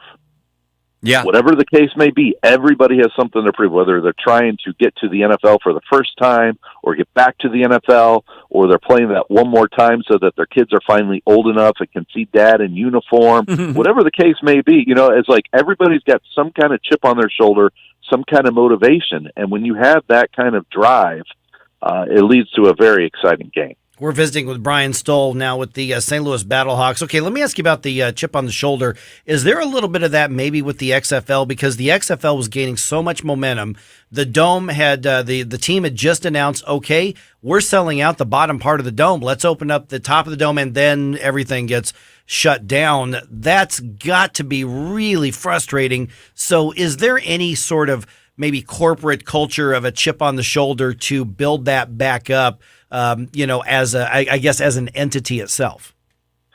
I don't think it's chip on the shoulder because, Mother Nature is undefeated. You just have to kind of accept that. And that's what it took. It took a pandemic to shut things down before. So was it frustrating? Absolutely. There were definitely some lower days than others. And you mentioned that it's been 2 years. Like right now, it feels like the 2 years has flown by. But I can tell you during the 2 years, there were times it was agonizing. It was just so long, and the questions and wondering and the ups and downs of it all. So I don't think it's a chip on the shoulder, but I think it's a motivation. I also think that the bar has been set. Especially here in St. Louis, we had some internal goals last go round that we were able to reach and actually surpass. But those goals from before become like the benchmarks moving forward. So it's a bigger challenge. The fact that we had to open up the top before. We didn't get to see it because things got stopped, but, there were over 45,000 tickets that had been sold. And, there were a lot of things that were happening. The upper deck was open down at the Dome. Now we're back to where we got to fill the bottom. You got to build the base and then get to opening the top. And 28,000, 29,000 was exciting before. It would be a disappointment right now. That's just the reality. Now, we're not receiving that kind of pressure from, the league office or ownership or anything like that. It's just internally, when you know what you were able to do before, you want to do better. So to me, it's a motivation. It's like, all right, this is where we're starting from. Before we started at 0, but now we're starting here. We're higher up, and we've got to ascend even higher. Brian, I know that people have a chance to actually meet the coach tonight, right? Yeah, we've got a town hall. It is open to the public as long as, once we hit capacity, they're going to have to close the doors, but we'll be down at Ballpark Village there in Bally's Live from 5 to 7. Coach is going to be in town. Not only Coach, but I'm not sure if everybody's aware, we're going to have the league president, Russ Brandon, in the house as well. So they'll be doing a little Q&A. Michelle Biesner, people might be familiar with her. She is the wife of one Joe Buck. She's going to be the MC for the question and answer. Got a few giveaways we'll be doing, and just be a great time for, Coach has been in town, and everywhere he went, he was either getting caught or people were asking, like, keeping the Battlehawks name, right? You keeping the Battlehawks name. So he gets it. He played here years ago, so he understands what St. Louis is about and a sports city. But he was here more recently, so he gets it. But this is going to be one of the first times that our league president is in to see the fans. And so I hope they understand what's about to happen at Ballpark Village tonight. Hey, Stolly, do you guys have an official Battlehawks caca sound? And if you do, Oh, can you you got- send it to us? Oh, I was going to see if you had one for me. I Well, wanted no. to hear What it. we're gonna, what Gabe and I are going to do, we are actually working on one right now. Well, is it ready to show, or you still need a little more practice? Need a couple days. We've got a special effect, or they've Yeah. got a special effect that's going to go in it as well. But the elements are there. It actually sounds pretty cool. All right. Well, then, yeah. Next time I want to hear it. Okay. Absolutely. Okay, now correct me if I'm wrong, but I'm recalling that St. Louis was among, if not the best ticket sales market for the XFL back in 2020. Am I remembering that correctly? You are 100% correct. Yes, sir. Yeah, that had to be pretty exciting around the offices. Yeah, no, it was. I mean, again, there was a lot of pride taken in the success, and just the sense of community that was built around football. I mean, you guys have enough of the conversation during the day. I'm sure that there's a lot of things in our country now that are dividing people, unfortunately. Yeah. And it's harder to find that common ground. And I do believe it's out there. Sometimes it's a little harder to find, but it's out there. And I think one of the things that was that common ground was the St. Louis Battlehawks, was football, was the XFL. And it's something that it belonged to St. Louis. It started, from the ground up. This wasn't a franchise that came from another city. It was a new league. Yes, it was a reinvention of a previous league, but it was a new league. It was a new team that was ours from the ground up, born and raised here in St. Louis. So we were able to all wrap our arms around it. And when you came down for a game or you put on that Battlehawks jersey, guess what? You were part of a group. And the passion ran deep, and it still does. I mean, that's evident by everybody who was concerned and, celebrated yesterday the return of the name. So that meant a lot. We're still building our front office here in St. Louis, but last go-round, everybody was from St. Louis. Had spent time living in St. Louis, so everybody understood what it meant, and that was never taken lightly or taken for granted. It won't be this time as well. So that's something that, again, that was part of why the 2 years was so agonizing, because you realize in such a short time the impact that was being made in the community, not in terms of, okay, we were able to, yes, we did a lot of community and charitable work, but just the feel-good impact that you were making, and really want that to come back. And I'm confident it will. Coach understands it. Once we have a roster, I think they will quickly understand it, because just like the players have something to prove, and coaches and team, before it looked like St. Louis had something to prove. So we just all gravitated together naturally. Yeah, and the shop is back up, and unfortunately, the shirt that I want's already sold out. So Yeah. My hat is. All right. Brian Stoll from the St. Louis Battlehawks. I'm going to bug you from time to time, my friend. Hey, I always appreciate it. Love the support, and I'm anxious to hear the cacao when you have it all finished up. I want to hear that finished product. We'll get it right to you. We'll send it over, man. All right, thanks, guys. And again, everybody can keep up to date. XFL.com. All the social platforms are back up with the Battlehawks. So again, thanks for having me on today. You got it. Brian Stoll, everybody. All right, 314-912-1019. So 10-game season. We got 5 home games. Hopefully some postseason there as well. Oh, yeah, I'm going to be there. Yeah, oh, yeah. Oh, heck yeah. All right, just ahead, let's get a look at the news roundup. Got some, by the way, if you're excited about the Battlehawks, hey, let's hear your best cacao. 314-912-1019. This is 1019 and 94.1 News Talk STL. And all at once depart, no destination, making cold my heart to fight your war. Stop it right now! I have had enough of this. Turn my eyes to your indifference. Stop it right now before you blow us all away. You wanna do that?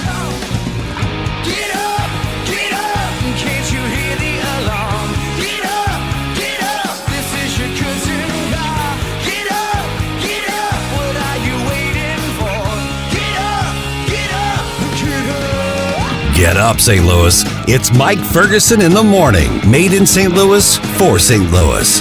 It's News Talk STL. You want to give me more information? From the Michaels Flooring Outlet Traffic Center. On northbound 270, there's a lot of slow traffic from Tesson Ferry up to 44. They're clearing a crash from the 2 left lanes. South 170, it's southbound now. That's slow from the Parkway down to 64. It was northbound due to an earlier crash. 64 East has some pockets starting in McKnight. Poplar Street Bridge westbound 55-64 is backed up from about 3rd Street. That's starting to thin out a little bit, though.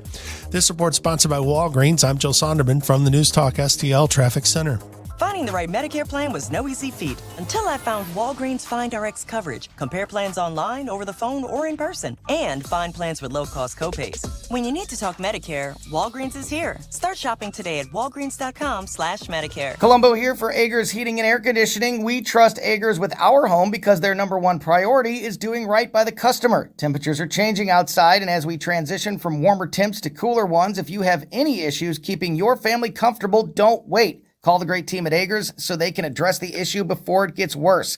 Because whether it's repairs or replacement, Agers is there with the clarity and attention to detail your home deserves. Contact Agers now at 636-242-6515 or through their website, callagers.com.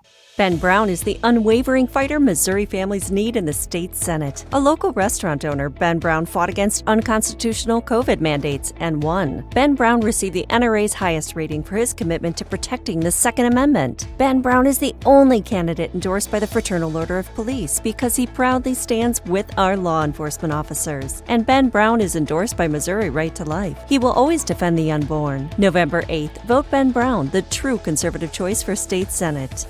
Hi, I'm Ben Brown, conservative fighter for state Senate. Career politicians have done everything they could to tear our nation apart. Now our shelves are empty, businesses can't find workers, gas prices are ridiculous, and we're less safe than ever. It's time to set things right. I've faced down violent opponents in the cage and defeated liberal tyrants in the courts. Now I'm ready to fight for our families and our freedoms in the state Senate. I'm Ben Brown, and I'm asking for your vote. Paid for by Ben Brown from Missouri, Tim Miller, Treasurer. Fox News commentary. Now that Elon owns Twitter and vows to make it a free speech platform for all, the left-wing celebrities are logging off, to which we all say, don't let the virtual door hit you on the way out. I'm Tommy Lahren, more next. Our country vowed to never forget 21 years ago, but those words require action. The Tunnel to Towers Foundation has over 80 runs, walks, and climbs across America every year, plus dozens of more golf outings and barbecues you can be part of. There are so many ways that you can take action. Register for an event in your area or volunteer to start one. Do good and never forget by donating $11 a month at t2t.org. That's T2T.org. Liberals are offended by everything, but namely hard work, basic hygiene, the American flag, and of course, free speech from people they don't like. Which is why certain celebs are leaving Twitter now that Elon Musk is not only in charge, but returning the platform to a more level playing field. Shonda Rhimes, Rob Reiner, Sarah Bareilles, and Tony Braxton have threatened to log off the Blue Bird, and if those names don't sound familiar, it's because they haven't been relevant in 5+ years. But either way, they won't be missed. Let's keep in mind that Elon Musk did not vow to make Twitter a conservative platform to only right-wing voices. He just vowed to make it more even, balanced, and fair. And if that offends these washed-up celebrities, that tells you everything you need to know. They can't handle the truth, they like Twitter as a one-sided echo chamber, and they are pouting because now they might have to see and read things they don't like. The horror. I'm Tommy Lahren. No big old corporate lib AM station telling us what to say here. Conservative talk for St. Louis. This is News Talk STL at 1019, 94.1. And always streaming at NewstalkSTL.com. Talk lines are open now at 314-912-1019. Get up, St. Louis. It's Mike Ferguson in the morning. This is News Talk STL at 1019, 94.1, 99.1 HD3 and NewstalkSTL.com. All right, in about 10 minutes, let's talk about an opinion article, which we normally don't talk about those here, but it really created a national debate. It rankled a few people there, including mine. Same. It was written and posted in The Atlantic, and you would think, okay, it's another professor writing another opinion piece. But what she's arguing for is let's have a complete, basically, forgive, move on, forgive, forget. Pandemic amnesty. Amnesty. Yes. Everybody who did all that bad stuff to you, just say, okay, let's just move on and forget about it and move forward. I'm not ready to do that. No. So I'll tell you what the argument is. You can tell me if I'm right or wrong. We'll have that conversation, like I said, right around 8:35. It's 8:25 right now. I'm Mike Ferguson with Gabe Pfeiffer, Ken Williams. A few things happening around the area and around the country. In just about a minute, I'll tell you about the big debate happening tonight in the race for St. Louis County Council. Nationally, depending on how the elections go, 1 week from today, an Ohio Republican promises investigations, into the Justice Department if Republicans win back the U.S. House next week. Fox News' Chris DeMeo has the story. Congressman Jim Jordan telling Fox News he would look into the politicization of the DOJ if Republicans take the House. Jordan citing testimony from 14 FBI agents that have come to the House Judiciary Committee asking for whistleblower status and claiming the Bureau has been politicized. The Republican says the agents claim the Justice Department is looking to get rid of folks who have conservative beliefs. The GOP needs to flip 5 seats in House races in order to win a majority. Chris DeMeo, Fox News. So, guys, yes, this is campaign stuff, but this is an extreme example of elections have consequences. Yeah. Yeah. I mean, the problems that we've been seeing in the federal government, the way they administer justice or injustice, as we've seen, all of that is a consequence of people getting into people that we've elected, putting their people into places in the bureaucracy and then running roughshod over our lives. So elections, these are the consequences of past elections. So these future elections are our only means by which to correct the ship right now. It's that bureaucracy part that really concerns me the most. I mean, these people get entrenched, and they can wreak a lot of havoc, and you'll never know their name.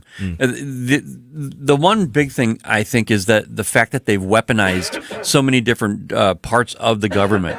That's scary. That's tyrannical. It's not. It's very much in opposition of what this country is about. Nowhere is that more evident than with the entire memo that went back and forth between the National School Boards Association and the teachers unions with the Department of Justice, trying to find a way to, weaponize the Department of Justice and the FBI to intimidate parents away from being involved in driving what their children's education is. I think that shook up people in such a huge way. People who maybe people who are not necessarily political, but when this piled on to everything else, over the arguments over critical race theory, over the radical gender ideology, all of these things that people had strong opinions about, and then essentially the message was sent very clearly: do not cross the leftist narrative. We will sick the resources of the federal government on you, because we can. I am a firm believer that God does things in very mysterious ways. Okay? I've always lived my life that way. And believe what you want, but coronavirus did one thing very, very good, and it brought to light something that could last generations in effect. And that's what they did, what they were doing over the decades with our kids. Yeah, I often wonder how deep the rot in the public schools would continue to be if not for the window that we got into the classroom via remote learning. So it is definitely the one silver lining out of all of this, right? Now they're trying to cover the rot, but we've already seen it. All right, also, Sam Page, Mark Mantovani, debate tonight that starts at 7 o'clock on KPLR. There is a watch party being hosted by the Mantovani campaign that starts at 6. Kind of sounds fun. Yeah, at Helen Fitzgerald's. That runs from 6 to 9. The debate itself is going to be 7 o'clock to 8 o'clock. So basically the party is 1 hour before through the debate, then 1 hour after. The debate then will be available on Fox 2's website after that. And you know that we are breaking it down tomorrow after we find out what the two candidates had to say in that race. So that's going to be an important one. It's up against the World Series. So a lot of people, I think, will be seeing all of it or parts of it afterwards. But this is the only time that they are going head-to-head in a debate. And like Jane Duker said, well, we know what Mark Mantovani is going to come in, and his task is to show that he's a better alternative. Sam Page just somehow has to make his corruption palatable through gaslighting or some other way. It'll be through gaslighting. It has to be. He has no choice. He doesn't have anything else to run on. Right. Quick note here, University City Police are hiring, and they will pay for your training if you are picked for the job. They've got a hiring event this weekend. They need to hire at least 6 recruits for police officers. Looks like they also need to hire some dispatchers as well. And this is all going to happen at Heman Park Community Center Saturday morning at 9 o'clock. Now, here's the thing. You're not just bringing your resume here. You bring that, but there's a written test and there's also a physical test. By the way, the starting salary for a U-City police officer is about $58,000. For dispatchers, it's about $49,000, and it goes up from there. Game 3 of the World Series rained out last night in Philadelphia. It happens tonight, 7:03. You can see that on Fox 2. All right, just ahead here.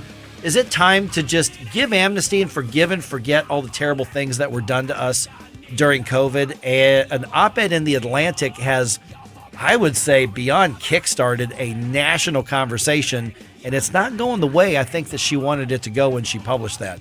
We'll tell you what she said. You tell me what you think right around 8:35 here on 101.9, 94.1 News Talk STL.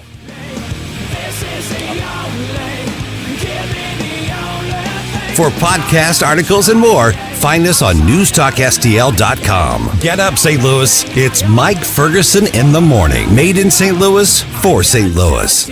It's News Talk STL.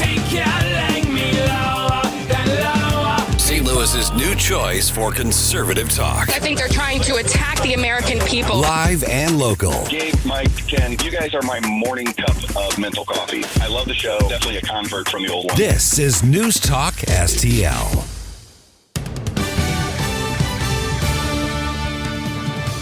From the News Talk STL newsroom, I'm Joey Vasovich. After a 2-year renovation, the St. Louis Kaplan Feldman Holocaust Museum in Creve Coeur reopens to the public tomorrow. It quadruples the space of the old museum. Supporters raised nearly $25 million to cover construction and add to the endowment. An 18-year-old Jefferson County man has been indicted in federal court for allegedly selling cocaine and firearms via Instagram. According to court filings, the man advertised the sale of cocaine through a local pharmacy link on his Instagram page, which led to him setting up a local ammunition page, allowing gun buyers to circumvent background checks. Planned Parenthood will take over the former Tri-Rivers Family Planning Center in Rolla starting today. The chief medical officer of Planned Parenthood of the St. Louis region in southwest Missouri said the health center will offer contraceptives, pregnancy tests, and other reproductive health services. MoDOT will close the westbound I-270 entrance ramp from Hanley Road, Graham Road tomorrow at 7 a.m. The 2-week closure will allow crews to connect the existing I-270 westbound ramp to the new roundabout currently under construction. And in sports, the Blues fell to the Kings 5-1 in St. Louis last night. Goalie Jordan Binnington started for St. Louis but was pulled midway through the second period after giving up 5 goals on 19 shots. Next up, the Blues welcome the Islanders to Enterprise Thursday night. Puck drop is at 7 p.m. For in-depth coverage of these stories and more, go to NewstalkSTL.com.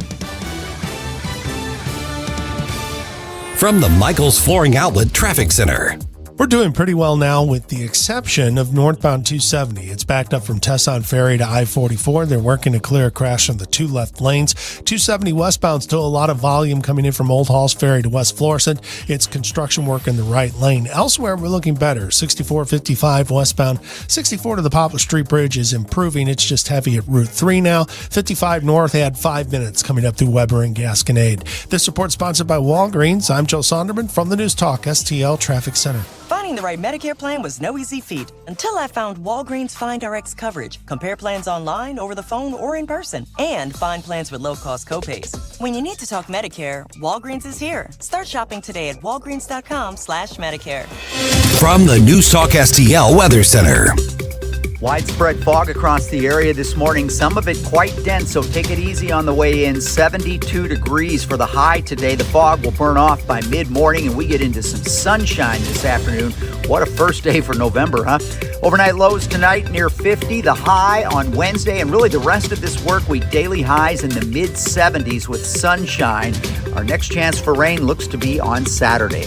I'm KMOV First Alert meteorologist Kent Earhart. Mike Ferguson here. Retirement should be a time you can relax. No more stress from work. But there's one thing you can't forget about when retiring. That's your money. Do you have enough saved to fund your income for life and keep up with inflation? How will you claim your Social Security benefits? And what about long-term care? The ClearPath Wealth Management Group at Stifel is here to help answer all of these questions. You can hear their latest views on the markets and investing during On the Money, hosted by Stifel financial advisors Bob Stockdale and Eric Robert, every Saturday morning at 9, right here on News Talk STL. They can help you get organized, guide you through critical retirement decisions, and create an investment portfolio designed around your needs. To schedule your free retirement plan consultation, go to clearpathinvesting.com. That's clearpathinvesting.com, or call 636-695-2650, 636-695-2650. Stifel Nicholas and Company Incorporated, member SIPC and NYSE.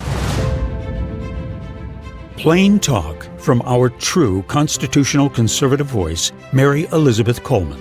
We have to stop the crazy liberal agenda of defunding the police. We need more support for law enforcement.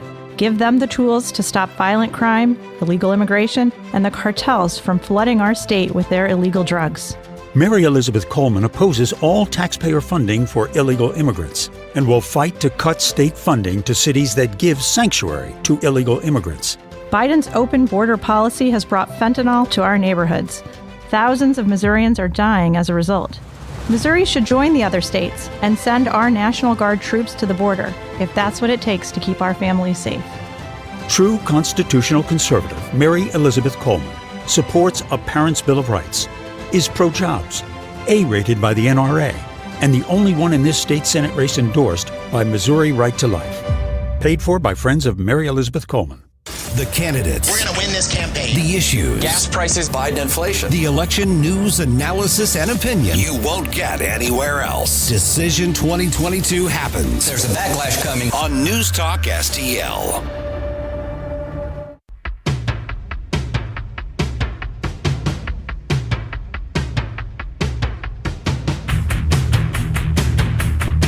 Talk lines are open now at 314-912-1019. Get up, St. Louis. It's Mike Ferguson in the morning. This is News Talk STL at 1019, 94.1, 99.1 HD3 and NewstalkSTL.com. I'm going to say this next part very, very delicately because I am married to a university professor who writes a lot of opinion pieces. But a lot of times they're just opinion pieces for each other, then they debate internally within the academic communities. That's usually what happens. Sometimes my wife writes them and they are for that purpose. Other times they're written in order to try to stir on a debate with the public. That's what happened with The Atlantic. Not my wife, but there is a professor at Brown University named Emily Oster, O-S-T-E-R. And her article published in the Atlantic less than 24 hours ago is called "Let's Declare a Pandemic Amnesty." Here's what she's arguing in a nutshell, is that everybody, regardless of what side of the argument you're on, the debate you're on, the war you're on, when it comes to the lockdowns, when it comes to the restrictions, when it comes to the mask orders, when it comes to the vaccine passports, when it comes to the vaccine mandates, when it comes to all the travel bans, everything that tore us apart. The shutdowns, everything because the power class wanted to make sure to control everybody, and it was all done in the name of public health.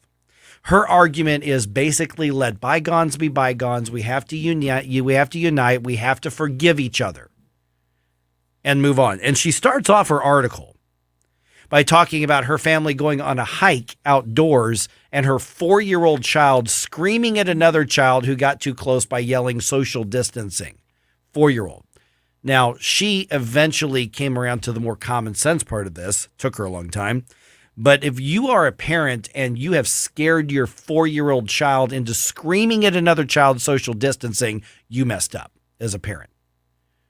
That's pathetic. That's absolutely pathetic.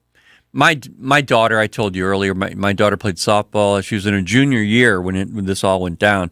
And they made her on the pitcher's mound wear a mask to the point where she had to quit because she had asthma symptoms and she couldn't breathe.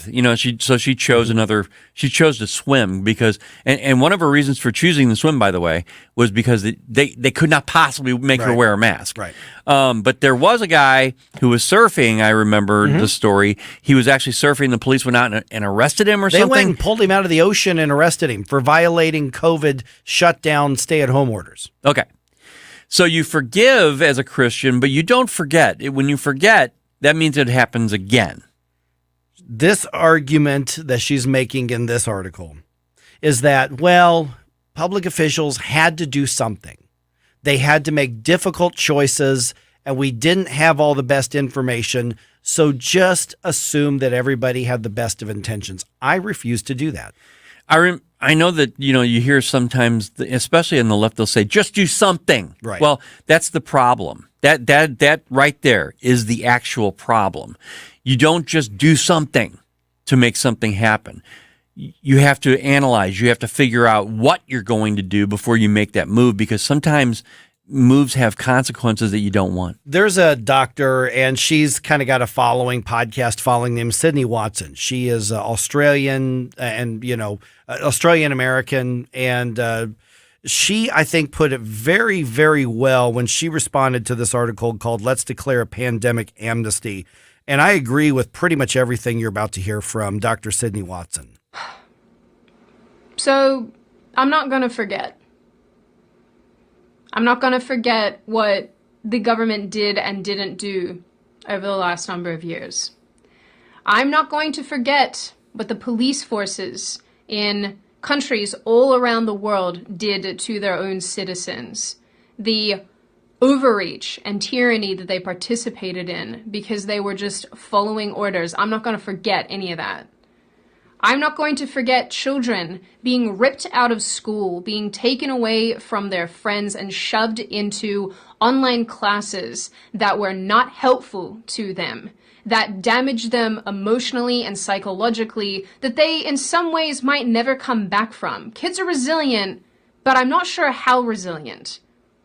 I'm not going to forget the fact that friends of mine, that loved ones of mine, lost their jobs and their businesses because they would not follow totalitarian, crazy regulations and crazy mandates that didn't change anything, that didn't help anything. I've got another part of this here in just a second, but let me add on to what you just heard there is this Dr. Emily Oster is really also talking about the people who supported those draconian restrictions and those of us who opposed them, because how often were we told, it's not that hard, just put a mask on. It's not that hard, just social distance. It's not that hard to protect public health. Sure, we have to shut down the churches by government. You shouldn't be going out to eat anyway. We're supposed to forgive those people who piled on to the draconian regulations and the fear-mongering, but so many of them have not realized how wrong they were and how dangerous it was to support that and how much damage is done. And there's been no accountability for that. I don't remember what you called it, but there needs to be a real apology by those people, by all those people to repentance. Mm-hmm. Okay. And like even some of the small business owners who decided the second time around to lockdown, maybe, or after the initial blow, remember when we first started, it was like, okay, yeah, we get it. We have to lock down for a couple of weeks to flatten the curve. And then after that, they were all about saying, we still have to do this. And then it lasted over a year. I mean, it was not just a real quick thing. Yeah, the argument that, it was ordered by the governor. It was ordered by the county executive. So what? You had no moral responsibility whatsoever, and the legal responsibility was dubious at best. And it turns out most of those orders got struck down anyway. But it's frustrating that so many didn't fight it. But when it comes to saying, well, let's just forgive all those people who ostracized you, who said that you didn't care about killing grandparents, that you were contributing to a death rate, that you were being selfish, that you were putting your selfish needs ahead of basically calling you a horrible person because you dared ask questions and you dared to sit back and go, wait a minute, that piece of paper doesn't do anything. That's just to make you feel better. You're just scared. Do we forgive? Or do we say, no, there has to be an accountability to this. There has to be an understanding of who is right and why other people were wrong. And she actually writes in this, Ken. She actually says, well, we shouldn't just be keeping a scorecard. Yeah, we should. It's not about the scorecard, but yeah, we should.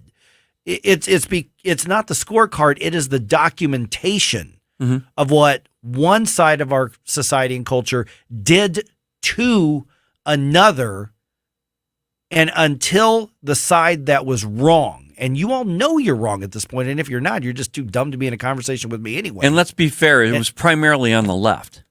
Yeah. But like I was saying, we are looking at a side that needs to understand I hurt people. I committed injustice to people. Thousands and thousands of businesses and tens or hundreds of thousands of jobs gone. Children traumatized.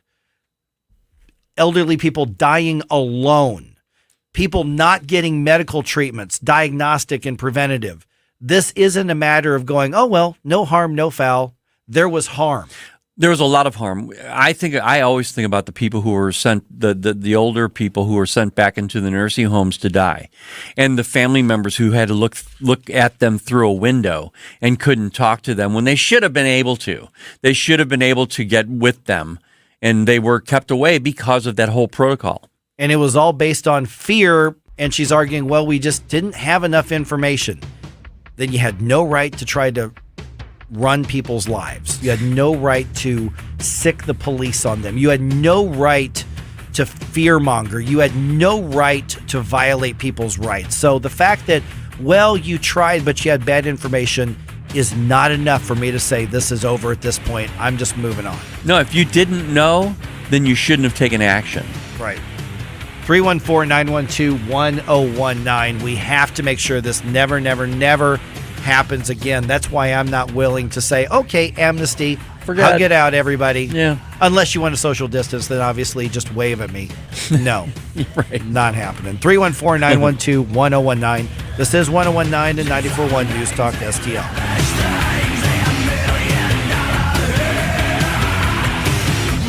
For podcast articles and more, find us on NewstalkSTL.com. Get up. It's Mike Ferguson in the morning. Made in St. Louis for St. Louis. It's News Talk STL. From the Michaels Flooring Outlet Traffic Center.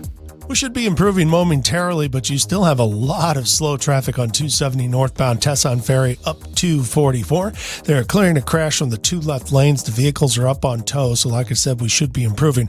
Our other busy spot this morning was 270 westbound from the Halls Ferry area to West Florissant. Right lane's already closed for construction work. I'm Joe Sonderman. That's the very latest. This report sponsored by Walgreens from the News Talk STL Traffic Center.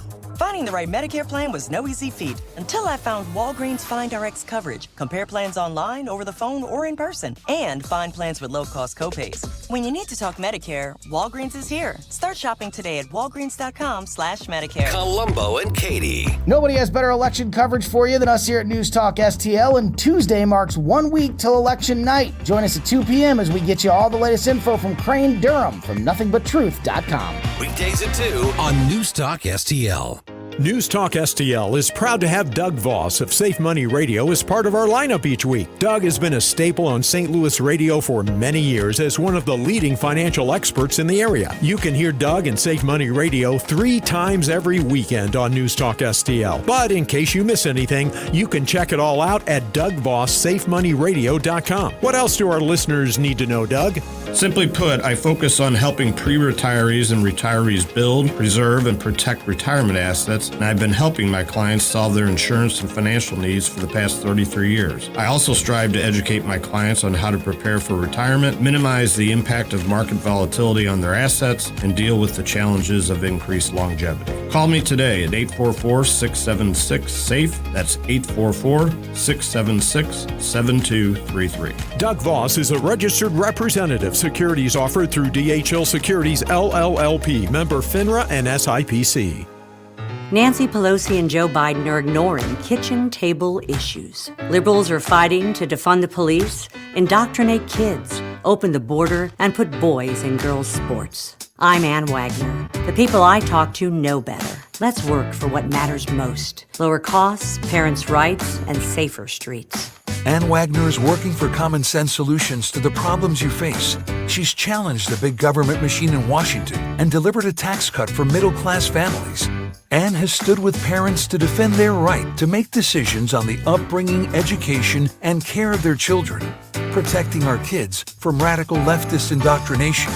And as crime rises, Ann has worked to protect our safety by fighting efforts to defund our brave police. I'm Ann Wagner, and I approve this message. So pull up a chair, and together we'll turn the tables on Washington. Fighting for your family. Ann Wagner for Congress. Paid for by Ann Wagner for Congress. I'm Dr. TJ, owner of the Institute of Natural Health, co-owner of Optimal Nutraceuticals, and the host of Wellness 101. Wellness 101 is designed to cut through the nonsense and provide you common sense, science-based information regarding health and wellness. On the show, we discuss topics like thyroid health, gut health, hormone optimization, and many others. Our show airs Saturdays at 10 a.m. and 2 p.m. and Sundays at 11 a.m. and 3 p.m. right here on NewstalkSTL.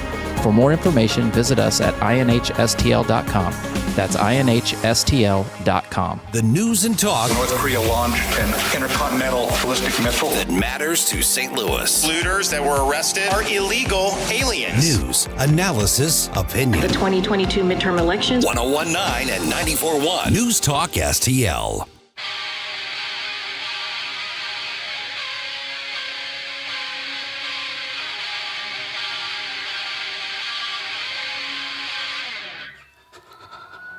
Like us on Facebook at News Talk STL.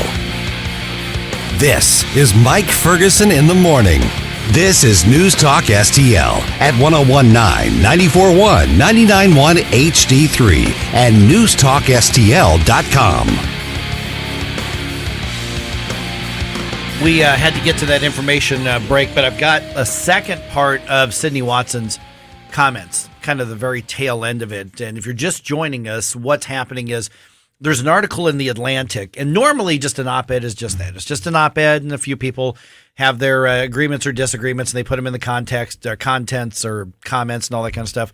But this time it really created a national debate, which I guess congratulations to that professor. Yeah. Because that's what you want those things to happen. Now, she's flat out wrong on this. Absolutely. And one of the arguments is, but Gabe, in a Christian society, or those of us who are people of faith, we are compelled to forgive. And she argues, well, we had bad information. People were in a tough spot. They had to make decisions. We had to do something. But we now look back and say, this was just another virus. Listen, a bad flu season, and I don't want to reduce people to numbers, but a bad flu season has a lot of people who die. Yeah. Along the same lines with COVID, those who are elderly and those who are compromised in other ways. But in this case right here, there were many people who died, and I this is me talking to not just a physician, but also a former director at the Cleveland Clinic. So somebody who also has been a consultant to the Health and Human Services Department at the federal level. And he told me once, he said, when you see all those numbers as far as people dying, mm-hmm. He says they want you to just assume that they got the virus and the virus killed, and therefore, we have to submit to whatever. And this is not a conspiracy theorist guy. This is just a doctor. He said, remember, if something was considered non-life threatening at the moment, you weren't allowed to do it. He said, so how many cancer diagnoses went undetected? How many times could somebody not go or just had to wait to go to dialysis? Mm-hmm. How many people didn't go to get their checkups and, well, boy, I wish we could have seen that lump earlier. Yeah. So you've got to factor in all of that when people say, well, it's just a fact. COVID killed all these people. Look, here's the average number of deaths in a year. Here's this number. There's a huge increase. Yeah, there were. There were a lot of missed diagnoses as well as misdiagnoses because, we moved into the telemedicine era, Mm-hmm. didn't we? Right? So doctors were basically Which isn't all bad. Yeah, it's not entirely. But the thing is, doctors were just taking your word for it as to what the symptoms were. as opposed to observing and touching and poking and drawing blood and all those things. So there were those things that were missed. There were suicides that were happening because of the isolation, because of despair, because people lost jobs and lost income and therefore lost hope that things were going to turn around.